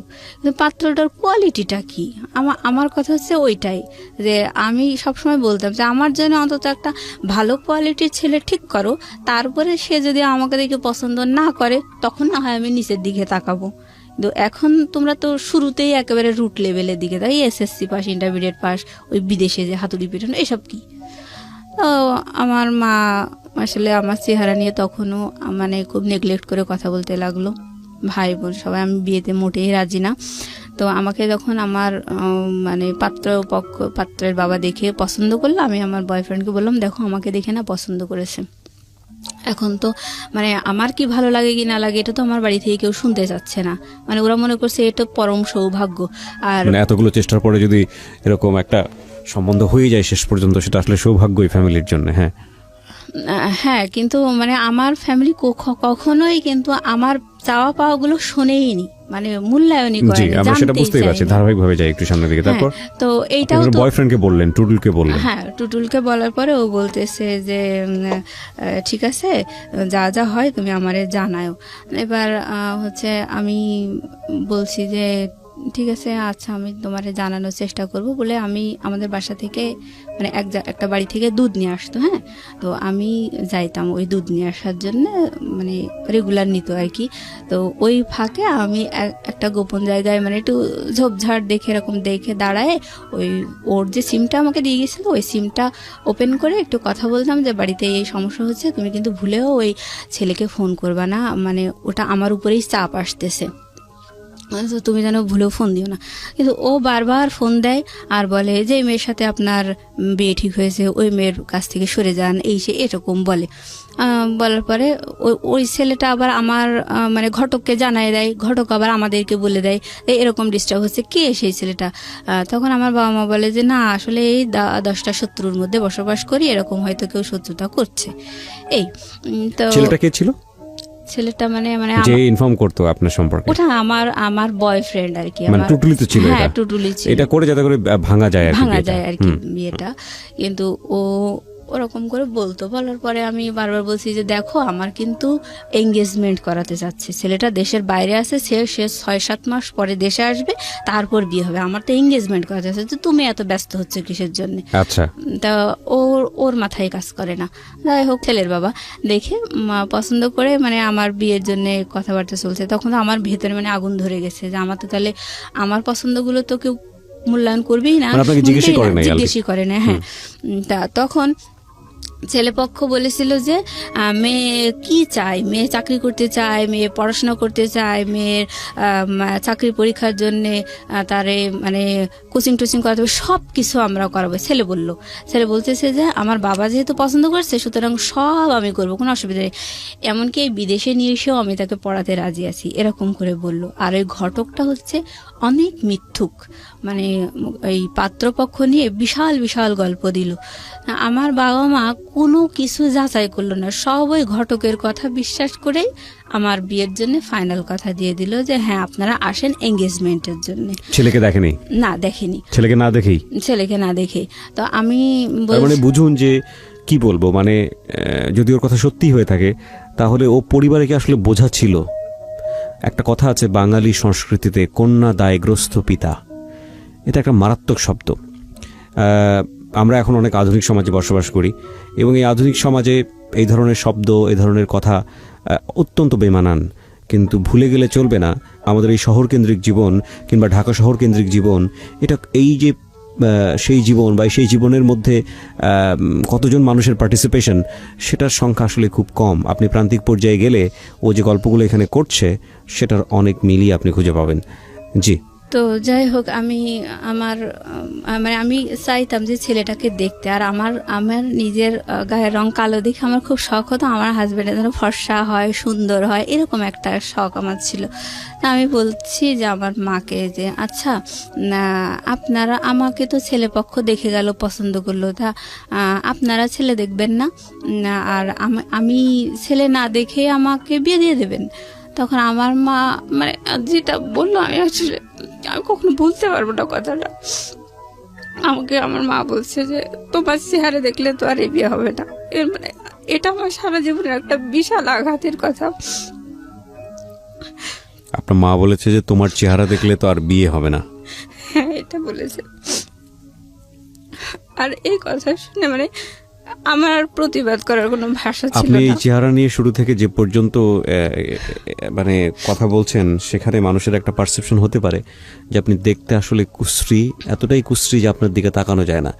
বিষয়টা কিন্তু তা না শ্রোতা, ও দেখতে যথেষ্ট সুন্দর এবং সৃষ্টিকর্তা ওকে বানিয়েছেন। সৃষ্টিকর্তা প্রত্যেককেই কোনো গুণ দিয়ে দুনিয়াতে পাঠান, সুতরাং কোনো সৃষ্টিকেই অসুন্দর বলার কোনো সাহস, ধৃষ্টতা আমাদের কারোরই থাকা উচিত নয়। তারপরেও যদি গড়পরতা চোখে যদি আমরা বলার চেষ্টা করি যে একটা মানুষ দেখতে কীরকম, সাদা না কালো, সুন্দর না কুশ্রী, সেই জায়গাটা থেকেও মোটেও কুশ্রী নয়। আপনি অনুমতি দিলে আমি অনুষ্ঠানের কোনো একটা সময় আপনার একটা ছবি আমরা আমাদের ফেসবুকে বা ইউটিউবে দিব, সেখানে যদি আপনার অনুমতি থাকে। হ্যাঁ ইনশাআল্লাহ, অবশ্যই। কারণ আমি চেহারা নিয়ে যতটা আমি নেগলেক্টেড হয়েছি না কেন, কখনো আমি নিজেকে ভাবতাম না যে আমি আসলেই কুৎসিত। এটা আপনি কখনো ভাবতেন না? আচ্ছা। তো আমার মায়ের কথাটা এতটা কষ্ট লাগলো, মানে আমি চুপ করে মানে কিছু বলিনি, না বলে আমি রুমে গিয়ে মানে উপর হয়ে শুয়ে কাঁদছি, মানে ভুলতে পারছি না কথাটা। তারপর এভাবে আসলে বলার পরে বেশ কয়েকদিন ধরে আমি বারবারই মানে বিয়ের জন্য আপত্তি করছি। মানে আমার খুবই শখ, মানে মাই হার্ট অ্যান্ড সোল, আমি চাইতাম আমার হাজবেন্ডের জন্য ভালো শিক্ষিত চাকরিজীবী, মানে একেবারে প্রাণের দাবি মতো। তো আমি সবসময় বলছি যে ও কেমন ছেলে ঠিক করেছে, আমার পছন্দ না, ও বিদেশে থাকে, কেমন শিক্ষিত না। তখন এরকম আমার মা বুঝায় যে তোর কি চেহারা, বারবার এরকম করে বলে। আমার ছোট বোন বলতেছে যে ওই তারেকের মতো অত বাজে চেহারার একটা ছেলেও যে তোকে দেখে পছন্দ করলো না, তারপরে তাহলে তোরা তো শখ হয় কি করে, তুই ভালো চেহারা ছেলে চাস, তোর শখ হয় কি করে, তুই নিজের যোগ্যতাটা দেখবি না, এটা বললো। আর বড় বোন বলছে যে কয়েকদিন পরে তো তাসফিয়ার গায়ে হলুদ, তা হচ্ছে তখন মানে আমি বারবার বিয়েতে আপত্তি করছি, আর আমার বয়ফ্রেন্ড ওখানে ফোন করছে, ফোন করে মানে ডিস্টার্ব করছে। এক পর্যায়ে ওরা খুব রেগে যায়, রেগে যেয়ে বলছে যে না, মেয়ের নামে অনেক কথাবার্তা শুনছি, থাকে আমরা আর এগোবো না, এরকম অবস্থা। তো সেই সময় আমার বাসা থেকে আমাকে মারধর করছে। আমার বাসাতে জানতো যে ও আমার বয়ফ্রেন্ড, হ্যাঁ, এগুলো অলরেডি জেনে গেছে। আমাকে মানে ওকে দোষারোপ করতেছে আর আমাকে মারধর করতেছে। আর আমি ওকে বারবার বলছি তুমি যেন ভুলে ওকে ওখানে ফোন দিও না, বারবার আমার বাসায় প্রেশার আসতেছে। আর আমি তো বলছি যে আমার বিয়েটা হবে না, আমার তো এঙ্গেজমেন্ট করাবে, তাহলে তুমি এত বাড়াবাড়ি করতেছো কিসের জন্য? টুটুলকে বলছেন? তারপরে ও কথা শুনে না। তারপর আমি এরকম বলার পরে বাসা থেকে ওই আপত্তি করছি বারবার। আমি বলছি যে না, আমারে তো চাকরি করাবে, তা আমার যেটা জমি রেখে দিয়েছে, তাহলে আমি চাকরি করব, তারপর বিয়ে হবে। মানে আমার এক্সপেকটেশনের কোনো মূল্য নেই। আমার ভাই বলছে হ্যাঁ, না তোকে চাকরি দেওয়া হবে না, তোকে বিয়েই দেওয়া হবে। আর বাবা বলতেছে তোকে তো চাকরি দেব না, তোর জন্য জমি রাখছি, না তোর জমি বিক্রি করে তোরে চাকরি দেব না, তুই ওই হাজির বাড়িতে বউ হয়ে যাবি, ওখানে রান্না বান্না করবি, খাবি দাবি, তো তুই তোর চিন্তা বাদ, তুই ওইখানেই যাবি, তোর বিয়ে দিয়ে দেওয়া হবে। এক কথায় মানে খুব মানে ঝেড়ে ফেলে দেওয়ার মতো একটা আচরণ এরকম করে বললো। তো পাত্রপক্ষ বললো যে মেয়ের নামে এইসব উল্টোপাল্টা শুনছি, যাক বাদ দেন না, আমি এইসবের মধ্যে আর নেই। তারপরে এসবের মধ্যে নেই মানে এইসবের মধ্যে মানে বয়ফ্রেন্ড বারবার ওকে ফোন টোন করতেছে, ঝামেলা করতেছে। তখন মনে করছে যে আমার বোধহয় আসলেই বয়ফ্রেন্ড আছে। তা ও যখন ফোন করতো আমার বয়ফ্রেন্ড, তখন ওই সাথে সাথে মানে রিপ্লাই আসতো ওই থাইল্যান্ড থেকে যে এই আমাকে এরকম নাম্বার থেকে ফোন করেছে, এই বলেছে, বারবার ওই মেয়েকে বিয়ে করতে নিষেধ করে, কি সমস্যা, আমি এসবের মধ্যে এখন আর নেই, এরকম করে বলতো। তারপরে ঘটক শুধু বারবার অনুরোধ করতো, বলতো যে ওরা নানান শত্রুর মধ্যে বসবাস করে, এরকম হয়তো কেউ ডিস্টার্ব করতে পারে, ওর বড় বোনের এরকম উঠায় নিয়ে গেছে, এরকম করে বললো। বলছে বাবা তুমি টেনশন করো না, এরকম করে বলছে। কিন্তু আমার বাড়ি থেকে সবাই বুঝতে পারছে যে কথা বলতে দিত, তখন মানে আমার বাবা, আমার মা, আমার বোন, ভাই সবাই আমার সামনে বসে থাকতো, আর আমার কাছে রোবটের মতো যা দুটো কথা শিখাই দিত, মানে ওগুলোই আমাকে বলতে হতো। এরকম আমি যে নিজস্ব কিছু কথা বলবো সেটা বলার কোনো সুযোগ নেই, আমাকে পুতুলের মতো যা শিখাই দেবে তাই আমাকে বলতে হবে। তো আমার বাবা বলছে যে বলো সব। তখন ঘটক যেভাবে বললো যে তোমার তো দেখি এখানে মত নেই, তখন আমার আব্বা আমাকে ধমক দিয়ে বললো এই সব কি কথা বলছিস, তুই বল যে আমার বাবা যা করবে আমি তাতেই রাজি। আমাকে আমার মা পেছন দিক থেকে চুলের মুঠি ধরে একটু খেচে টেচে দিল, এরকম মানে মারধর করলো, চড়চাপড় মারলো আপনার গায়ে। হ্যাঁ, তারপরে আমি বাবার কথাই বললাম যে ঠিক আছে, আমার এরকম শখ ছিল ঠিকই, কিন্তু আমি চাই বাবা যা করবে তাই, মানে বাধ্য হয়ে বললাম আর কি। মানে রাজি হয়ে গেলেন, এবং ছেলেটাকে তখন আপনি দেখেননি? না, তখনও দেখিনি।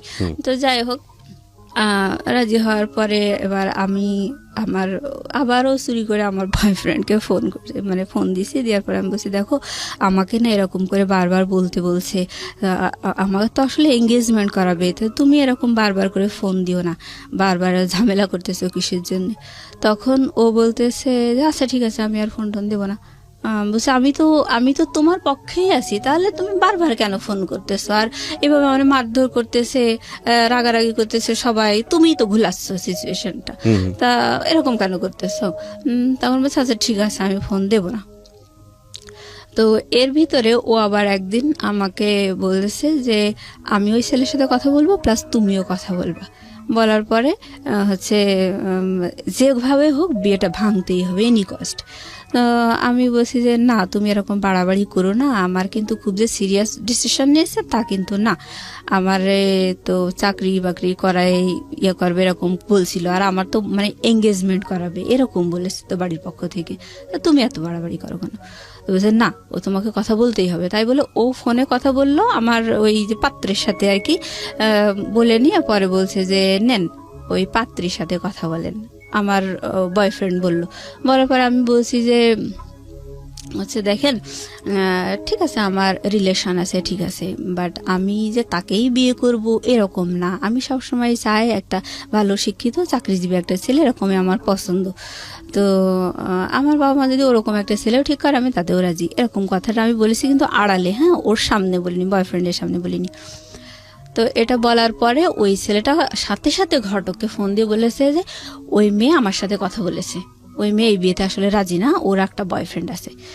বলার পরে ঘটক মানে সেই সন্ধ্যাবেলায় তাড়াতাড়ি করে গাড়ি ভাড়া করে বাসায় চলে এসেছে। সে বলছে হ্যাঁ আমি কি সব উল্টোপাল্টা শুনলাম, মেয়েও সেই পাত্রের সাথে কথা বলেছে, মেয়ের বয়ফ্রেন্ডও কথা বলেছে, কি ভয়ঙ্কর কথা শুনলাম, আর ছেলের বাবা আমার সাথে খুব বার্গেনিং করছে, রাগারাগি করতেছে। তো তখন আমার বাবা বুঝে ফেলেছে যে আসলে আমি কাজটা করেছি। ওই দিন আমার মা আর আমার মা অসুস্থ ছিল, আর বাবা হচ্ছে আমার মাকে নিয়ে যশোরে গিয়েছিল ডাক্তার দেখানোর জন্যে। তো ওই সময়টা বাসায় আসলে কেউ ছিল না, আমার ছোট বোন ছিল। তো ওই সময়টাতে আমি আসলে এরকম আমার বয়ফ্রেন্ডই আমাকে বাধ্য করেছে ওর সাথে কথা বলার জন্য। তো বাসায় এসে যখন এরকম হুলুস তুলুস কাণ্ড দেখলো, তখন আমার মাও আমাকে মারলো, তারপরে আমার বাবাও খুব দুর্ব্যবহার করলো। করার পরে আমার বাবা ফোন ধরাই দিয়ে বলছে শোনো, তুমি যদি আসলেই কথা বলেই থাকো মানলাম, অসুবিধা নেই, এখন কথা হচ্ছে যে তোমাকে ভয়েস চেঞ্জ করে ওই ছেলের সাথে কথা বলতে হবে, যে যে ওই ছেলেটার সাথে তুমি আসলে কথা বলনি, এটাই বুঝাতে হবে।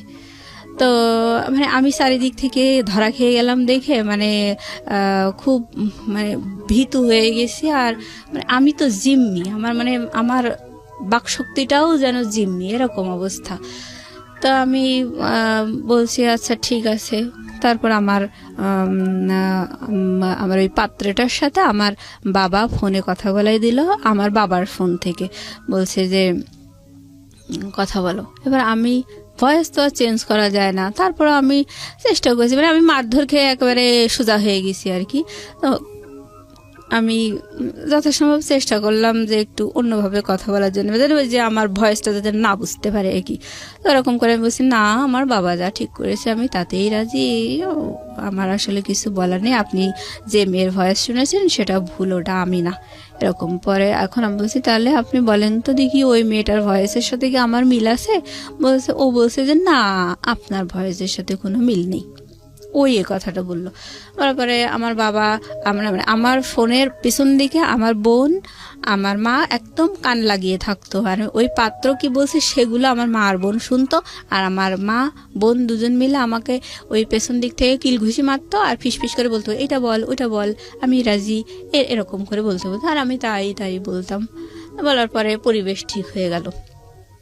হওয়ার পরে এবার হচ্ছে পাত্র মানে আমার ওই পাত্রের বাবা আর কি বলছে যে আমি তো একা দেখে আসছি, এবার আমি চাচ্ছি যে আমার ছেলে বৌমা মেয়ে জামাই সবাইকে নিয়ে পাত্রিকা আর একটু দেখে আসবো, আর হচ্ছে মানে এঙ্গেজমেন্ট করাই আসবো, এরকম বললো। বলার পরে আমি বলছি যে দেখো, আমার বয়ফ্রেন্ডকে বলছি দেখো ওই সামনে শুক্রবার না আমার হচ্ছে এঙ্গেজমেন্ট, ওই তুমি বারবার ফোন দিয়েও কিন্তু পজিশন হলো না, আর আমি তো তাদের হাতে বন্দি আছি, আমার ওই পুতুলের মতো যা বলতে বলছে তাই আমি বলে যাচ্ছি, তাহলে এগুলো করে কোনো লাভ হচ্ছে না, তুমি থামো, এঙ্গেজমেন্টটা অন্তত হতে দাও। তারপর মানে এঙ্গেজমেন্ট হবে হচ্ছে আগামীকাল শুক্রবার, আজকে হচ্ছে বৃহস্পতিবার, আজকে আমি বিকেলবেলা আমার বয়ফ্রেন্ডকে জানাচ্ছি যে দেখো আমার আগামীকালকে এঙ্গেজমেন্ট। তো আমি ওরকম বলার পরে আমার বয়ফ্রেন্ড বলছে দেখো আমি খুব দুশ্চিন্তায় আছি, যেভাবেই হোক তুমি এই এঙ্গেজমেন্ট বন্ধ করো, আমি কখনোই আমি চাই না তোমার হাতে এঙ্গেজমেন্টের আংটি উঠুক, আমি একদমই চাই না, যদি এরকম হয় তোমার সাথে আমার রিলেশন কিন্তু ব্রেকআপ হয়ে যাবে। তো আমার বয়ফ্রেন্ড ওভাবে নিষেধ করে দেওয়ার পরে আমি খুব দুশ্চিন্তায় পড়ে গেলাম। পরে হঠাৎ করে আমি ভাবছি কিভাবে বিয়ে ভাঙা যায়, কিভাবে এঙ্গেজমেন্ট ভাঙা যায়, কিভাবে ওদের আশাটা বন্ধ করা যায়, এই দুশ্চিন্তা করতে করতে বাসায় ফিরে আসছি। তোর কি মত এবার বল দেখি, তুই এত ঘুলাচ্ছিস, কি সমস্যাটা কি এবার বল। তো আমি বলছি দেখেন বিয়েটা তো ভেঙেই গেছে, তার টুটুল তো অনেক ভালো স্টুডেন্ট, টুটুলের একটা ভালো চাকরি বাকরি হলে তখন ওর সাথেই আমাকে দিয়েন বিয়ে। এই কথাটা আমি যখনই বলেছি, বলার পরে আমার মা সে চোখ বন্ধ করে উল্টো পাল্টা সারা গায়ে আমাকে বাড়ুন দিয়ে মারতে মারতে মারি চোটে আমি সারা ঘরে আমি হিসু করে ফেলছি। হ্যাঁ, ওহো, কাপড় চোপড় নষ্ট হয়ে গেছে। আর আমার ভাই বারবার ঠেকাচ্ছে, বলছে থাক আর মারতে হবে না, মারতে হবে না। আর আমার বড়পা যখনই বারবার বিয়েতে একটু বাধা আসছিল তখনই আমার বড়পা খুব রেগে যেত। ও বলতো যে ওরে বাবা তাহলে তো টুটুলের সাথে হয়তো ওর বিয়ে হবে, এরকম ওর তো স্বপ্ন ও একাই বিসিএস ক্যাডার হবে। হ্যাঁ, টুটুলের সাথে কোনোভাবে যেন আমার না হয়, যার জন্য ও বেশি খেপে যেত। তো আমাকে যখন মারধর করেছে তখন আমার বড়পা বলছে যে ঠেকাচ্ছিস কিসের জন্যে, মারুক ওকে মারুক, পাক্কা শয়তান, আর অনেক শয়তান, অনেক হারামি, কতভাবে যে আমাদেরকে হ্যারাস করলো, ওকে কি খারাপ ছেলের সাথে দেওয়া হচ্ছে, এরকম করে মারিস চোটে। আমি বলছি আচ্ছা ঠিক আছে, আমি ওই মোবাইলে বিয়ে করতেই রাজি আছি। তখন আমার মা বলছে যে ভূত না ঝাড়ালে হয় না, এভাবে বলছে। বলার পরে যাই হোক আমি বিয়েতে রাজি হয়ে গেছি দেখে আমার বয়ফ্রেন্ডের সাথে আমি কথাবার্তা বন্ধ করে দিছি। দিয়ে পরে ও বলছিল যে আর ফোনে ওই আমার ওই পাত্রের সাথে আর কথাটা তো বলবে না, এরকম একটা কথা দিয়েছিল। দেওয়ার পরে আমি যখনই ফোনে আবার রাজি হয়ে গেছি, পাত্রকেও বলে দিয়েছে যে হ্যাঁ আমাদের বাসা থেকে বলেছে না আমি বিয়েতে রাজি, তুমি যা শুনেছো সব ভুল, সবই শত্রুতার কারণে হয়েছে, এভাবে আসলে বিয়েতে আমি রাজি হয়ে গেছি। তো আমার যখন এরকম আমি বিয়েতে আপত্তি করতাম তখন আমার বড় বোন, সবাই আমার চেহারা নিয়ে নেগলেক্ট করেছে। আমার বড় বোন বলতো যে দুদিন বাদে তো আমার যখন বিয়েটা একেবারে ভেঙেই গেছিল, ওই যে এঙ্গেজমেন্ট করতে এসেও আসলো না, আমি একটু ঝামেলা করছিলাম। তো ওই সময় আমার বড় বোন বলছিল যে কয়েকদিন পরে তো তাসফিয়ার গায়ে হলুদ, তখন তো অনেক মেহমান আসবে, তা তুই একটু ভালো করে সাজিস, যদি তোর দেখে কেউ পছন্দ করে তখন যদি তোর একটা গতি হয়, এরকম করে উপহাস করে বলল। তো যাই হোক পরে আমার বড় বোন আমি বিয়েতে রাজি হওয়ার পরে বললো সেই তো রাজি হলি, তাহলে আর এত ঘোল খাওয়ার কি দরকার ছিল, সারা ঘর হিসু টিসু করে কি একটা ইয়াং মেয়ে লজ্জাও করে না, সি এরকম করে বললো।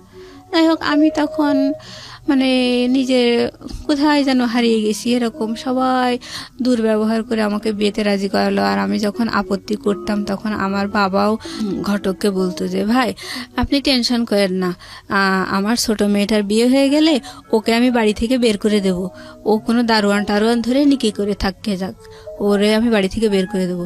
দিয়ে এই কথা বললে আমার বাবার সাথে কথা বলতো না। তারপরে আমাকে পরে একদিন সকালবেলা ওরকম আবার ওরকম করে কথা বললো, বলে আমার গলা টিপে ধরে বললো যে মরতে পারিস না, এরকম করে তোর আমি বাড়ি থেকে বের করি। তো যাই হোক আমি মারধর করার পরে আমি চারিদিক থেকে জিম্মি হয়ে গেলাম, আমি বিয়েতে রাজি হয়ে গেছি। এবার আমার বিয়েটার ডেট পড়লো হচ্ছে জানুয়ারির 7 তারিখ 2011 সাল। তো আমার এই ঘটনাগুলো হচ্ছে ডিসেম্বরের শেষের দিকে, 2010 সাল ডিসেম্বরের শেষের দিকে। তো আমার ছোট বোনের পাত্রপক্ষ বিশাল গল্প করছিল, বলছিল যে সীতাহার দেবে, অনেক গহনা দেবে, অনেক কিছু, বিশাল গল্প আর কি। আমার মা বাবা সবসময় ওই ঘটকের গল্প শুনেই বিয়েতে রাজি। হ্যাঁ, কেউ যাচাই করেনি যে আদৌ ঠিক শুনছি কিনা, কারণ আপনাকে নিয়ে অনেক টেন্স ছিল তারা। হ্যাঁ, আমার ছোট বোনের ব্যাপারে, আমার ছোট বোনের যে বিয়ে ঠিক করছিল যে ডিপ্লোমা ইঞ্জিনিয়ার, ওরও পছন্দ ছিল না। আর ওরও ওর পাত্রপক্ষ থেকেও বড় বড় গল্প শুনেছিল, ওগুলোও যাচাই করেনি আর কি। ছোট বোনের ওগুলোও যাচাই করেনি, ওরে তো মান সম্মান বাঁচানোর জন্য তড়িঘড়ি করে বিয়ে দিতে চাইছিল। তো যাই হোক ওর বিয়ের ডেট পড়লো হচ্ছে ডিসেম্বরের 23 তারিখে। তো এদিকে আমিও বিয়েতে রাজি হয়ে গেছি। এবার আমার ছোট বোনের বিয়ের দিন পাত্রপক্ষ আসলো, তো পাত্রপক্ষ যে মানে আহামরি গল্প দিয়েছিল সেই গল্প অনুযায়ী বিয়ের দিন কিছুই পাওয়া গেল না। বলছিল যে 40-50 ভরি স্বর্ণের গহনা দেবে, অনেক কিছু, অনেক টাকা দেনমোহর হবে, মেলা গল্প শুনেই তো বাবা মা রাজি হয়েছিল।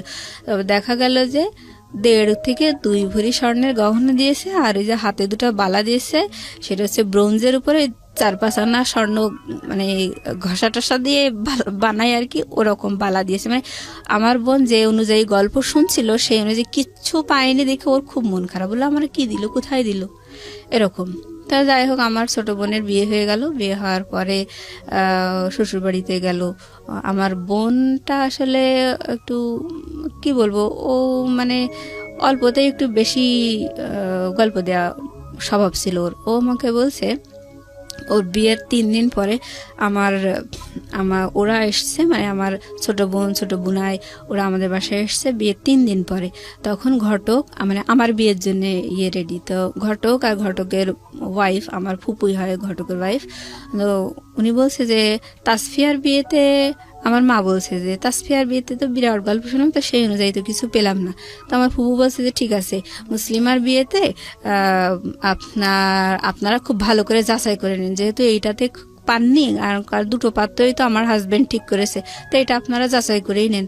তখন আমার মা বলছে না, যাচাই করা লাগবে না, যেহেতু পাত্রের বাবা হাজি, যাচাই করা লাগবে না। বলছে না না, যাচাই করেই নিতে হবে, এরকম করে বললো। কিন্তু তারপরেও যাচাই করেনি। তো বিয়ের 3 দিন পরে আমার ছোট বোন আসলো রাতের বেলা।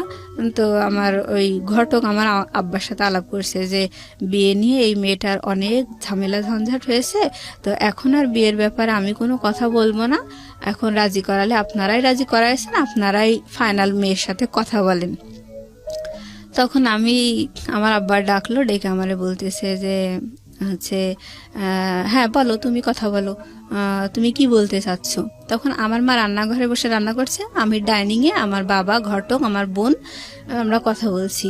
তো আমি বলছি, আমি লাস্ট চেষ্টা করছি ওটা বিয়েটা আটকানোর, ওটা হচ্ছে আমার লাস্ট চেষ্টা। সেটা হচ্ছে আমি বলছি যে দেখো, তাসফিয়ার বিয়ের সময় তো মানে একেবারে আকাশ ছোঁয়া গল্প শোনা গেল, তার গহনা, তার পোশাক আশাক, বিশাল গল্প শোনা গেল যে এই দেবে, কিন্তু সেই অনুযায়ী কিন্তু বিয়েতে কিছুই হয়নি।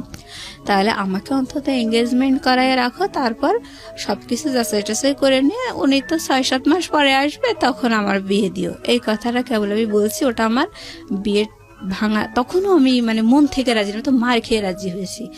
তা ওই সময় ওটা যখন বললাম, তখন আমার মা রান্নাঘর থেকে বলছে আর একটু বাড়ুন দিয়ে মারবো নাকি, এরকম বলছে আমার মা। আর আমার বাবা বলছে যে তাসফিয়ার বিয়েতে কি পাওয়া গেছে কি পাওয়া যায়নি ওসব তোমার দেখার দরকার নেই, তুমি এই বিয়েতে রাজি, তুমি এখন কথা বলো। তো আমি দেখলাম যে না, আর আসলে বলার আর কিছু নেই, মনে মনে বললাম। পরে আমি বলছি আচ্ছা ঠিক আছে, তোমরা যাবার তাই করো। মানে আমি মানে কেমন আমার মনটা অন্য একটা জগতে, অন্ধকারের মধ্যে হারিয়ে গেছে, হতাশা, মানসিক আঘাত, কষ্ট, দিকে বয়ফ্রেন্ড তো মেলা ঘুলাইয়ে দিল। তো যাই হোক, আমি বললাম আচ্ছা ঠিক আছে। তখন আমার বাবা বললো যে ঠিক আছে, তুমি হাজি সাহেবের সাথে কথা বলো।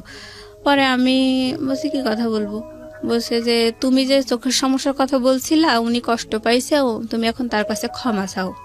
আমি কিন্তু সত্যি কথা বলছি যে আমার চোখের সমস্যা, অথচ তার জন্য আমার বাবা হাজি সাহেবের কাছে আমাকে ক্ষমা চাওয়ালো। যে আমি অন্যায় করছি, ভুল করছি। আমি তাই বললাম যে আঙ্কেল সরি, বুঝতে পারিনি, আপনি আমারে মাফ করে দেন। মানে আমি সবার হাতের পুতুল, তো আমি ওইভাবেই বলছি। বলার পরে হয়ে গেল, বিয়েতে আমি রাজি। তারপরে জানুয়ারির 7 তারিখে আমার বিয়ের ডেট পড়লো। আমার ফোন মানে ওটাতে তো শুধু মেমোরি ছিল। আমার মা বলল, মানে যখন ওই আমাকে মেরে ধরে বিয়েতে রাজি করা ছিল বারণ দিয়ে, তখন বলছে এই ফোনের মধ্যেও নিশ্চয়ই কোনো ঝামেলা আছে, তাই বলে ওইটাও কেড়ে নিয়েছিল। হ্যাঁ, তারপরে যাই হোক, পরে আমাকে বলল যে আমি বিয়েতে রাজি হওয়ার পরে আমাকে দেখতে আসবে আরও একবার, আমার ওই হাজি সাহেব আর একবার দেখতে আসবে পরের দিন। আমাকে বললো ভালো ড্রেস আপ করে রাখো, উনি আসবে, দেখে যাবে। আসলো, আসার পরে দেখা টাকা করে গেল। এবার জানুয়ারির 7 তারিখ বিয়ের ডেট পড়লো। তো ওই বিয়ের দিন আমার ছোট বোন ছোট বোনাই আসছে। তো আমার ছোট বোনাই বলছে আমার মাকে যে আম্মা হচ্ছে আপি, আমি যতদূর শুনেছি যে আপিকে আপনারা যথেষ্ট মেরে ধরে রাজি করাইছেন, তা পাত্র তো আমরা কেউই দেখিনি, তাহলে এভাবে মোবাইলে বিয়ে দেওয়াটা কি ঠিক হচ্ছে? তার চেয়ে বরং এঙ্গেজমেন্ট করায় রাখেন, আমরা সবাই মিলে আরেকটু দেখি যে আমরা যা শুনেছি সেগুলো আদৌ সত্যি কিনা। তখন আমার মা বলছে কি এটা শরীয়ত সম্মত না, এটা আমি পড়াতে পারবো না, আর এই ধরনের বিয়ে টেকেও না, এরকম বোকার মতো সিদ্ধান্ত কেন নিচ্ছেন আপনারা? তখন আমার আব্বা বলছে আপনাকে এসব ভাবতে হবে না, বিয়ে মোবাইলেই হবে। তো বলছে ও আচ্ছা ঠিক আছে। তাই বলে মনে করেন ওই কাজীর যে রেজিস্টার খাতা, মানে বিয়ে টিয়ে লেখালেখি, ওই রেজিস্টারে আমার নাম ঠিকানা সব কিছু লিখলো, পাত্রের বাবাও পাত্রের নাম ঠিকানা সব কিছু লিখলো, আর ঘটক হচ্ছে উকিল, আর এরকম, আর হচ্ছে মানে আমার বাবা, তারপরে পাত্রের মামা, এরা পাত্রের ভাই, এরা হচ্ছে বিয়ের সাক্ষী। তা হওয়ার পরে আমাকে মানে এসেছে আমার কাজী প্লাস ওই পাত্রপক্ষের লোকজন মানে আমার রুমে আসছে, এসে ওগুলো সই টই সব করা আছে, আমি সই করে দিয়েছি, এই পাত্রের ঠিকানা এইগুলো বলে টলে বলছে আপনি কি রাজি, আপনি কি কবুল বলছেন? তখন আমি বলছি যে কবুল। ছেলেটাকে দেখেন উনি? না না না না, আমি দেখিনি। আমি মোবাইলে কবুল বলিনি, আমি কবুল বলছি হচ্ছে কাজীর সামনে। কাজী ওখানে আমার বাবা, তারপর কাজী, ঘটক, মানে পাত্রের বাবা, পাত্রের ভাই, এগুলো সবাই আমার রুমে, সবাই দেখছে যে আমাকে কবুল পড়াচ্ছে, আমি কবুল বলছি। তখন মোবাইল ছিল না কানে? আমি ছেলেটাও শুনে নাই? না না না, ছেলেটাও শুনে নাই। আমি এভাবে কবুল বলছি, আমাকে 3 বার কবুল বলতে বললো, আমি 3 বার কবুল বললাম। বলার পরে ওনারা আমার রুম থেকে বেরিয়ে গেল। তা দেনমোহর করছিল 1 লক্ষ টাকা। তো এভাবে আমি আর কবুল বলানোর পর আমি ওদের সামনে কবুল বলছি, আমি ফোনে কবুল বলি নাই, আমার কবুল বলার সাক্ষীও না ওনারা। তো যাই হোক, আমি কবুল বলার পরে ওনারা আমার রুম থেকে বেরিয়ে গেলেন। বেরিয়ে যাওয়ার পরে ড্রয়িং রুমে ওনারা সবাই বসে আছেন, পাত্রপক্ষের সবাই, আমার ছোট বুনাই, আমাদের বাড়ির সবাই। আমি ছিলাম না, আমি দরজার কাছে, ড্রয়িং রুমে দরজার কাছে আমি দাঁড়িয়েছিলাম। এখন পাত্র হচ্ছে মানে কাজী হচ্ছে কানে মোবাইলটা নিয়েছে, নিয়ে ওই নাম ঠিকানা সব বলছে, বলে পাত্রকে বলছে বলেন কবুল, বলেন কবুল, এরকম। তো উনি ওই পাশ থেকে কবুল বলছে, আসলে ওই পাত্র বলছে না কে বলছে সে আল্লাহ জানে। না না না, লাউড স্পিকারও দেয়নি। তো কবুল ওইভাবে আসলে বিয়েটা হলো মোবাইলে, সে কবুল বলল, কিন্তু ওই কাবিন নামায় পাত্রের কোনো সিগনেচার নেই, মানে পাত্র উপস্থিতি নেই আর কি। সে বিদেশ থেকে মোবাইলে কবুল বলল, আর আমি দেশে থেকে। তাও আপনারা কেউ শোনেননি সেই কবুল? না, আমরা কেউ শুনিনি সেই কবুল। তো যাই হোক, এবার ওই দোয়া দরুদ পড়লো আর কি, কলেমা এগুলো পড়ে নিয়ে একটু মোনাজাত করলো। সেই সময় ওই আর কি লাউড দিল আর কি, লাউড দিয়ে ওইখান থেকে পাত্রের তার ওই 2-4টা বন্ধু টন্ধু নিয়ে ওই একা একা সেখানেও সে কি পড়ছে দোয়া দরুদ, আর এরাও পড়ছে, মানে এটা লাউডে হয়েছে আর কি। তো কবুলটা লাউডে হলো না কেন?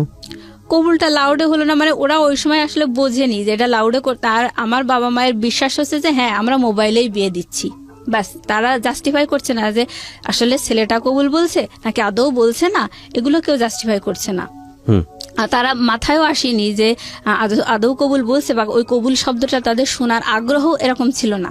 তাদের কথা হচ্ছে এই মোবাইলেই তো বিয়ে দিচ্ছি, এই। আর তাদের সবচেয়ে বেশি আত্মবিশ্বাস হচ্ছে ছেলের বাবা হাজি, সুতরাং তারা কখনোই ফাঁকি দেবে না, এই ধরনের একটা মানে ট্রাস্ট তাদের মধ্যে। তো যাই হোক, বিয়ে হয়ে গেল। হওয়ার পরে আবার আমার শ্বশুর হয়ে গেল হাজি সাহেব। আমরা সবাই মানে একসাথে ডাইনিংয়ে বসে খাওয়া দাওয়া করলাম। করার পরে মানে আমরা না, সরি, ওই মানে পাত্রপক্ষকে আমার ওই ননদ, শ্বশুর, শাশুড়ি সবাই ডাইনিংয়ে বসে আছে, আমি সবাইকে খেতে দিচ্ছি।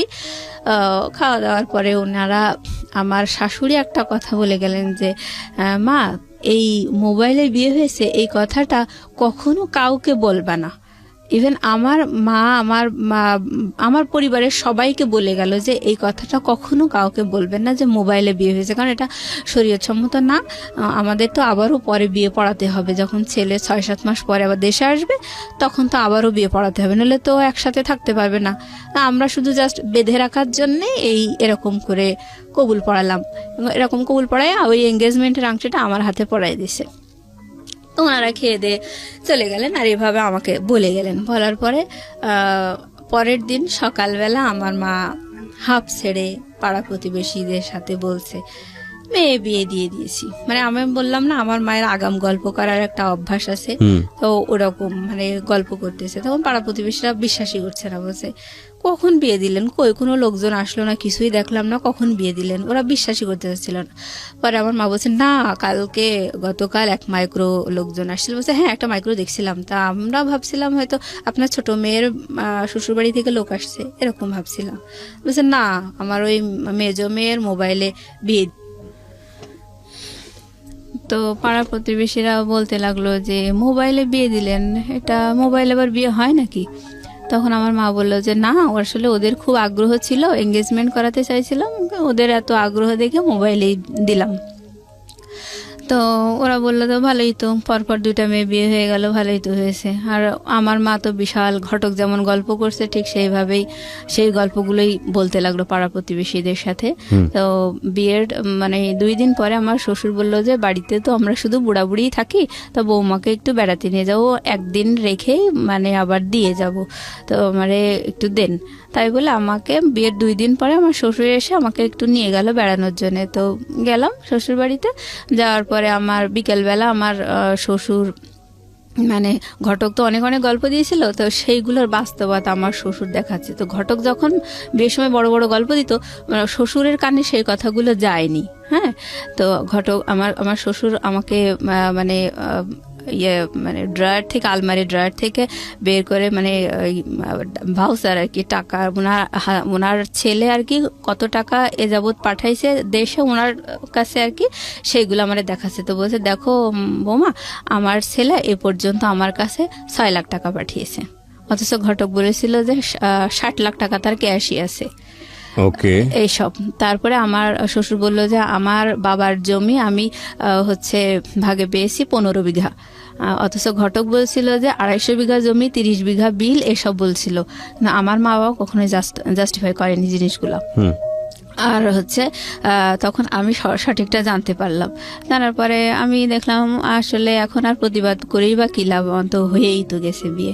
টুটুলের কি অবস্থা তখন? টুটুল কি করছে? হ্যাঁ, এইটার পরে আমি যখন শ্বশুরবাড়ি থেকে ঘুরে আসলাম, আমার শ্বশুর আমার একটা 3 পিস কিনে দিল, একটা নাকফুল কিনে দিল, আর ওই যে মানে ইমিটেশনের চুড়ি আছে ওইটা মানে 2 ডজন ওই 80-90 টাকা দিয়ে মানে কিনে দিল। দেওয়ার পরে আমি শুনছিলাম যে 10 লক্ষ টাকার গহনা এনেছে। আমি ভাবছিলাম যে অন্তত আমাকে না দিক, কিন্তু দেখাতে তো পারতো যে আমার জন্যই তো এনেছে। আমি এগুলো মনে মনে বলছিলাম যে আমাদের দেখাতে তো পারতো যে বৌমা তোমার জন্য এই এনেছে, তোমাকে উঠানোর সময় এগুলো দেওয়া হবে, এগুলো তো মানে বলতে তো পারতো। আমি তো ঘটকের সব কথাই বিশ্বাস করছিলাম, বাবা মাও তো এরকম করে দিল। তো যাই হোক, আমাকে ওরকম অর্নামেন্টস দিলে, একটা নাকফুল দিছে 300 টাকা দিয়ে, আর ওই ইমিটেশনের চুড়ি আর একটা 3 পিস, এটা দিয়ে আমার শ্বশুর পরের দিন আবার আমাকে রেখে গেল। তো আমি বাসায় এসে বলছি দেখো এই তাদের প্রপার্টির অবস্থা।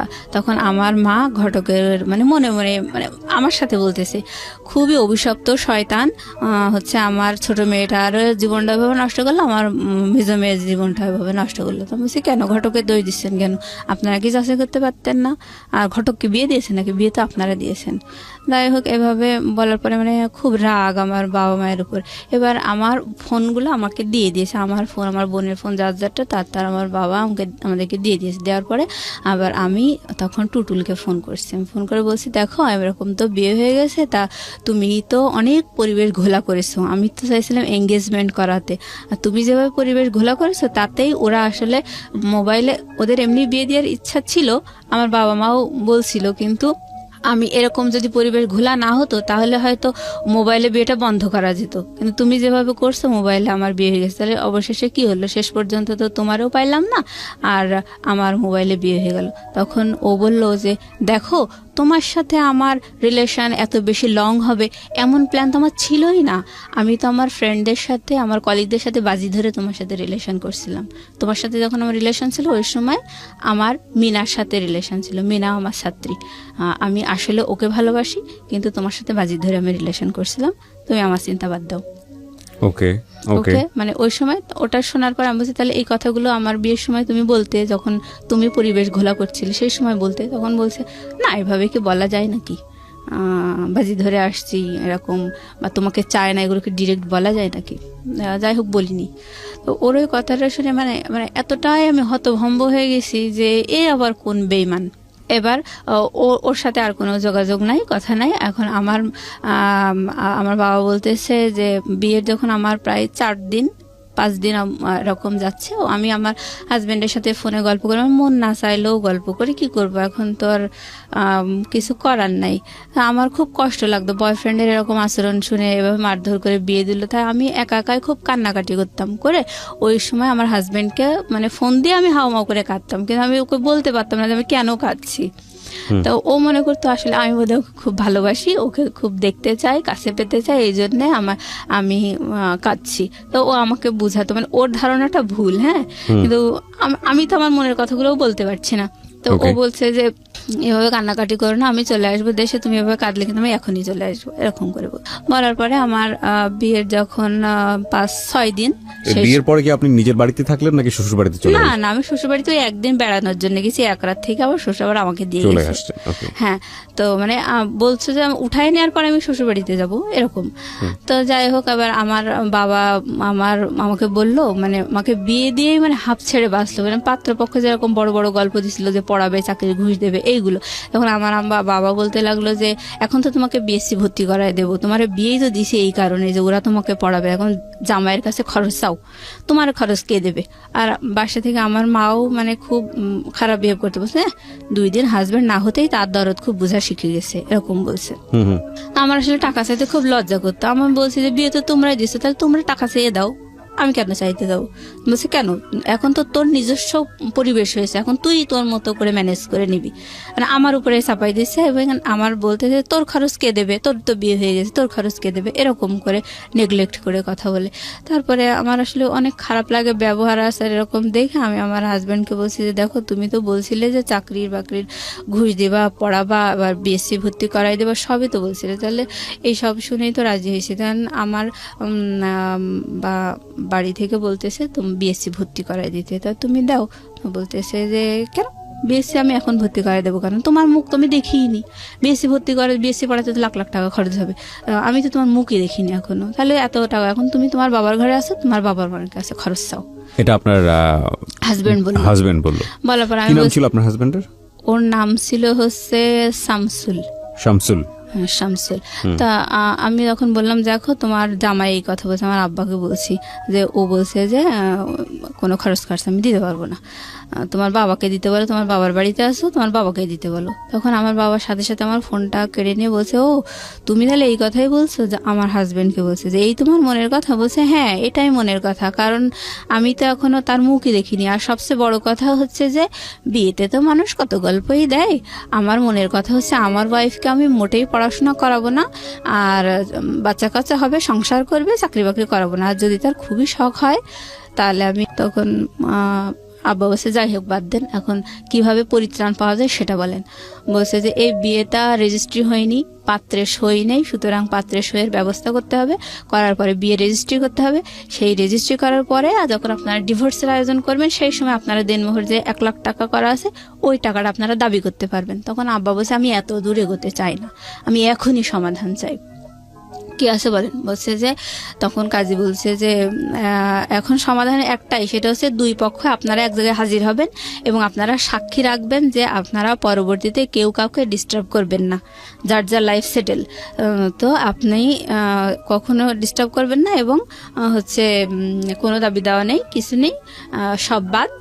এই বলে ওই কাবিনের কাগজটা যে রেজিস্টারে আমার আছে ওই কাগজটা আমি ছিঁড়ার পরে আপনারা ওই 2 জনের সাক্ষী রেখে ওই কাগজটা ছিঁড়ে ড্রেনে ফেলে দেবেন। তো এটাই করলো। হ্যাঁ, এইভাবেই মানে ড্রেনে ফেলে দিল 2 পক্ষের সাক্ষী রেখে, ওই বিয়ে ওখানেই শেষ হয়ে গেল।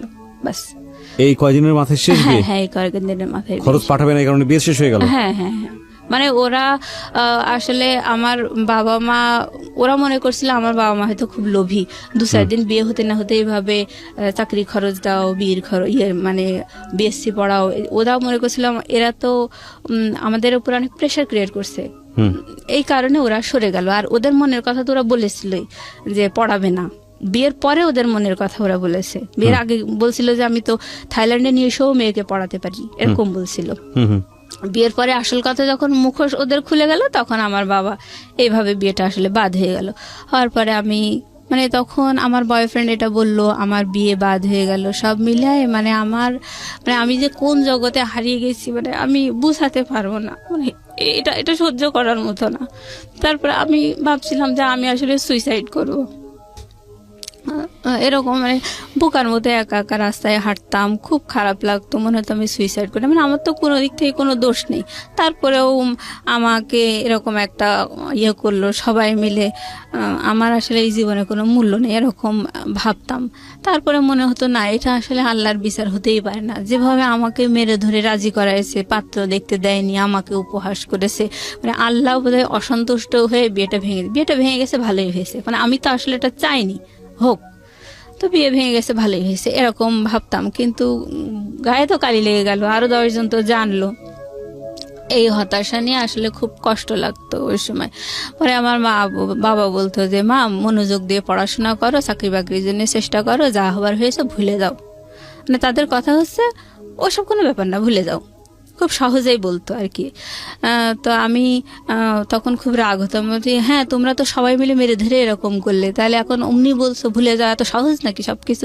আমার মনের উপর কতটা প্রেশার এসছে, আমি কত কষ্ট পেয়েছি, এগুলো তো তোমরা জানতে চাও না। তখন আমার মা আর আমার বোন বলল, এগুলো তো এসব তোর কপালে ছিল, কপাল মানিস না কিসের জন্য, এগুলো সব তো তোর কপালে ছিল, এভাবে বলতে লাগলো। কপাল। তো আমি আসলে এইসব কথাগুলোর কোনো মানে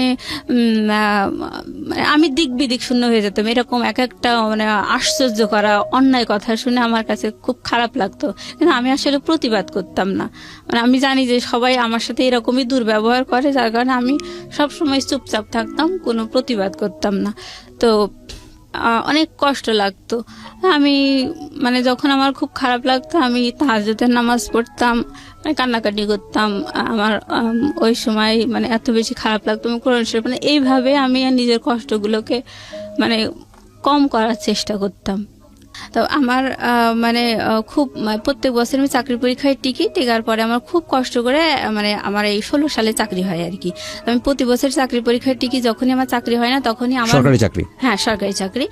আমার মা আমাকে বলে যে তোরে আল্লাহ ঘৃণা করে, এই জন্য তো চাকরি হয় না, তোর মনে করো দূরভিশন দিছিল, এই জন্য তো চাকরি হয় না। এরকম এক এক সময় যখনই দেখা যায় যে ভাইবার রেজাল্টে আমার রোল নাম্বার আসেনি, তখনই আমার মা এক একটা উদ্ভট কথা বলতো, এরকম করে মানে আমাকেই সবসময় দোষারোপ। তো আমার খুব কষ্ট লাগতো। তো অবশেষে অনেক চেষ্টা করতে করতে আমার 2016 সালে চাকরি হয়েছে আর কি। মানে ওই সময় আমার বাবা আবার অ্যাক্সিডেন্ট করে পা ভেঙে যায়। তো আমার চাকরি হওয়া দেখে আর আমার বাবা অসুস্থ, ওই অবস্থা দেখে আমার সংসারের সমস্ত দায়িত্ব আমার ঘাড়ের উপর এসে পড়লো।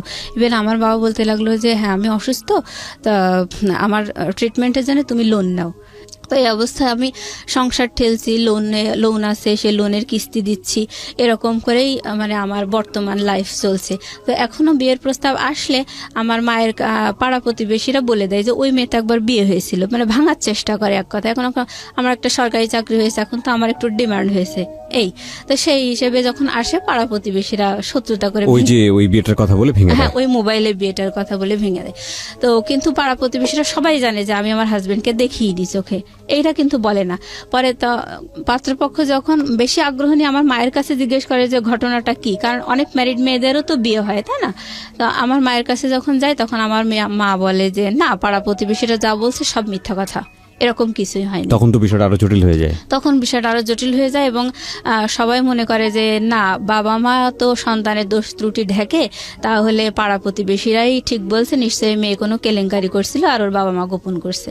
তার মানে সবাই ভাবে যে ওই বিয়েটা আসলে আমি খারাপ, আমি পালিয়ে গিয়ে বিয়ে করছিলাম, কোনো একটা অ্যাক্সিডেন্ট, আমারই দোষ, এটাই পাত্রপক্ষ ভাবে, আর মানে বিয়ে ভেঙে যায়। তার মানে চিন্তা করে দেখুন যে ও কিন্তু এখন ইডেনে পড়াশোনা করছে, ও কোনো পরিচয় এখানে গোপন করেনি এবং খুব সাহসীভাবে নিজের ভূমিকা এখানে সে তুলে ধরেছে যে ইডেনে পড়াশোনা করছে। আপনি মাস্টার্সে পড়ছেন না? জি জি। কোন সাবজেক্টে পড়ছেন?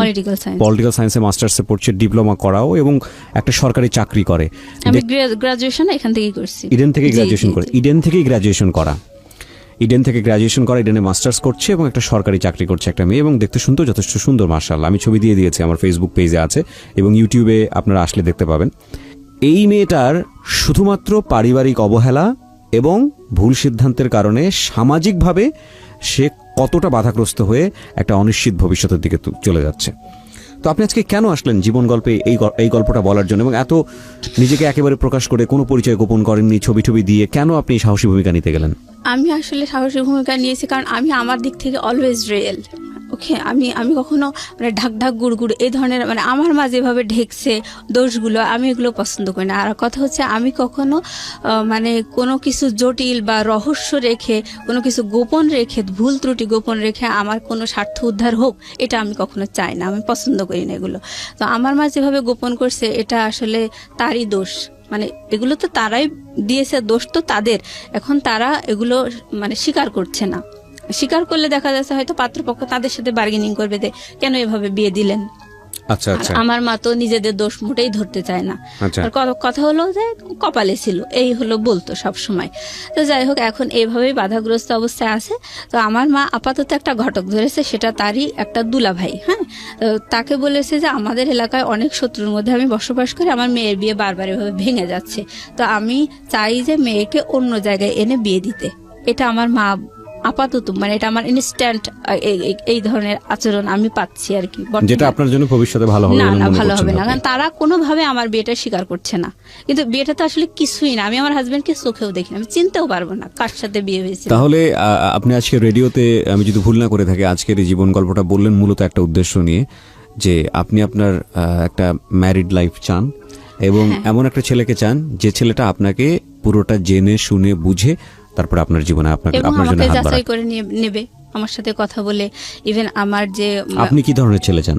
আমি চাই মানে আমি একটা সরকারি কর্মকর্তা, আমি কিন্তু ঝাড়ুদার না, আমি একটা অফিসার। তো আমার হাজবেন্ডও একটা অফিসার হবে, বা সে আমার সাথে এক ধাপ একটু বেশি, আমার 10ম গ্রেড, হ্যাঁ, আর সে 9ম গ্রেড হোক।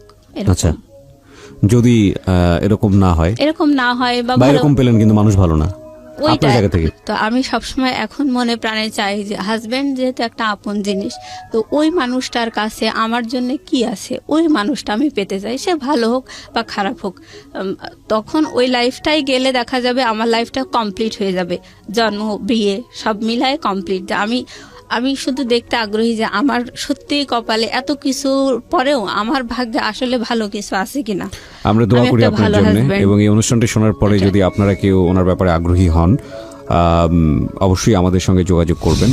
আমি বারবারই আপনাদেরকে রিকোয়েস্ট করেছি আজকের এই অনুষ্ঠানের শুরুতে এবং শেষে যতবার আমি বিরতি নিয়েছি, যে আমার পেজটিতে চলে আসবার জন্য। ওখানে আমি আমার ব্যক্তিগত আইডি শেয়ার করেছি, ওখানে ইনবক্সে গিয়ে আপনারা আমাদেরকে টেক্সট করতে পারেন, আমাকে টেক্সট করবেন যে ওর ব্যাপারে আপনারা ইন্টারেস্টেড কিনা।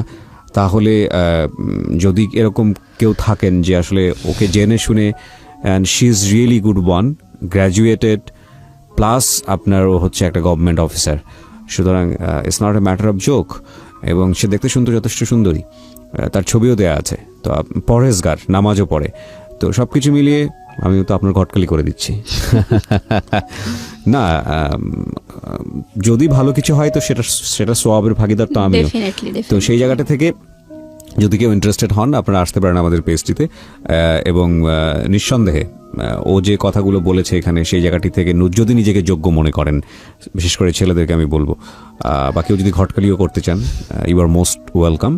এবং আসলে আমার পেজে আপনারা ঢুকবেন, আমার পেজটি হচ্ছে www.facebook.com/kibria.rj। আমি আবারও বলছি www.facebook.com/kebria.rj, পেজটি আছে RJ কিবরিয়া নামে।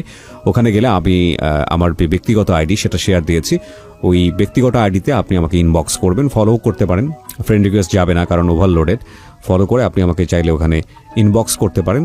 আমি যদি অ্যাপ্রোপ্রিয়েট মনে করি যে আপনার সঙ্গে যোগাযোগ করলে এই ভদ্রমহিলার উপকার হবে, তাহলে অবশ্যই আপনার সঙ্গে আমি যোগাযোগ করব। So thank you very much, wish you best of luck. আপনি এখানে আসছেন সেই জন্য। আমি একটা মিনিট কথা বলতে চাই, সেটা হচ্ছে যে আমি যে সবসময় একটা সরকারি অফিসারই চাই তা না, সে একটা বিজনেসম্যান হতে পারে। আমি এক কথায় আমার নিজের ভিতরে আমি নিজেকে আজকে তুলে ধরেছি যে আমি কি আর আমি কেমন মনের মেয়ে, সুতরাং আমি একটা ভালো মনের মানুষ চাই, তাকে যে বিরাট একটা অফিসার হতে হবে সেটা না।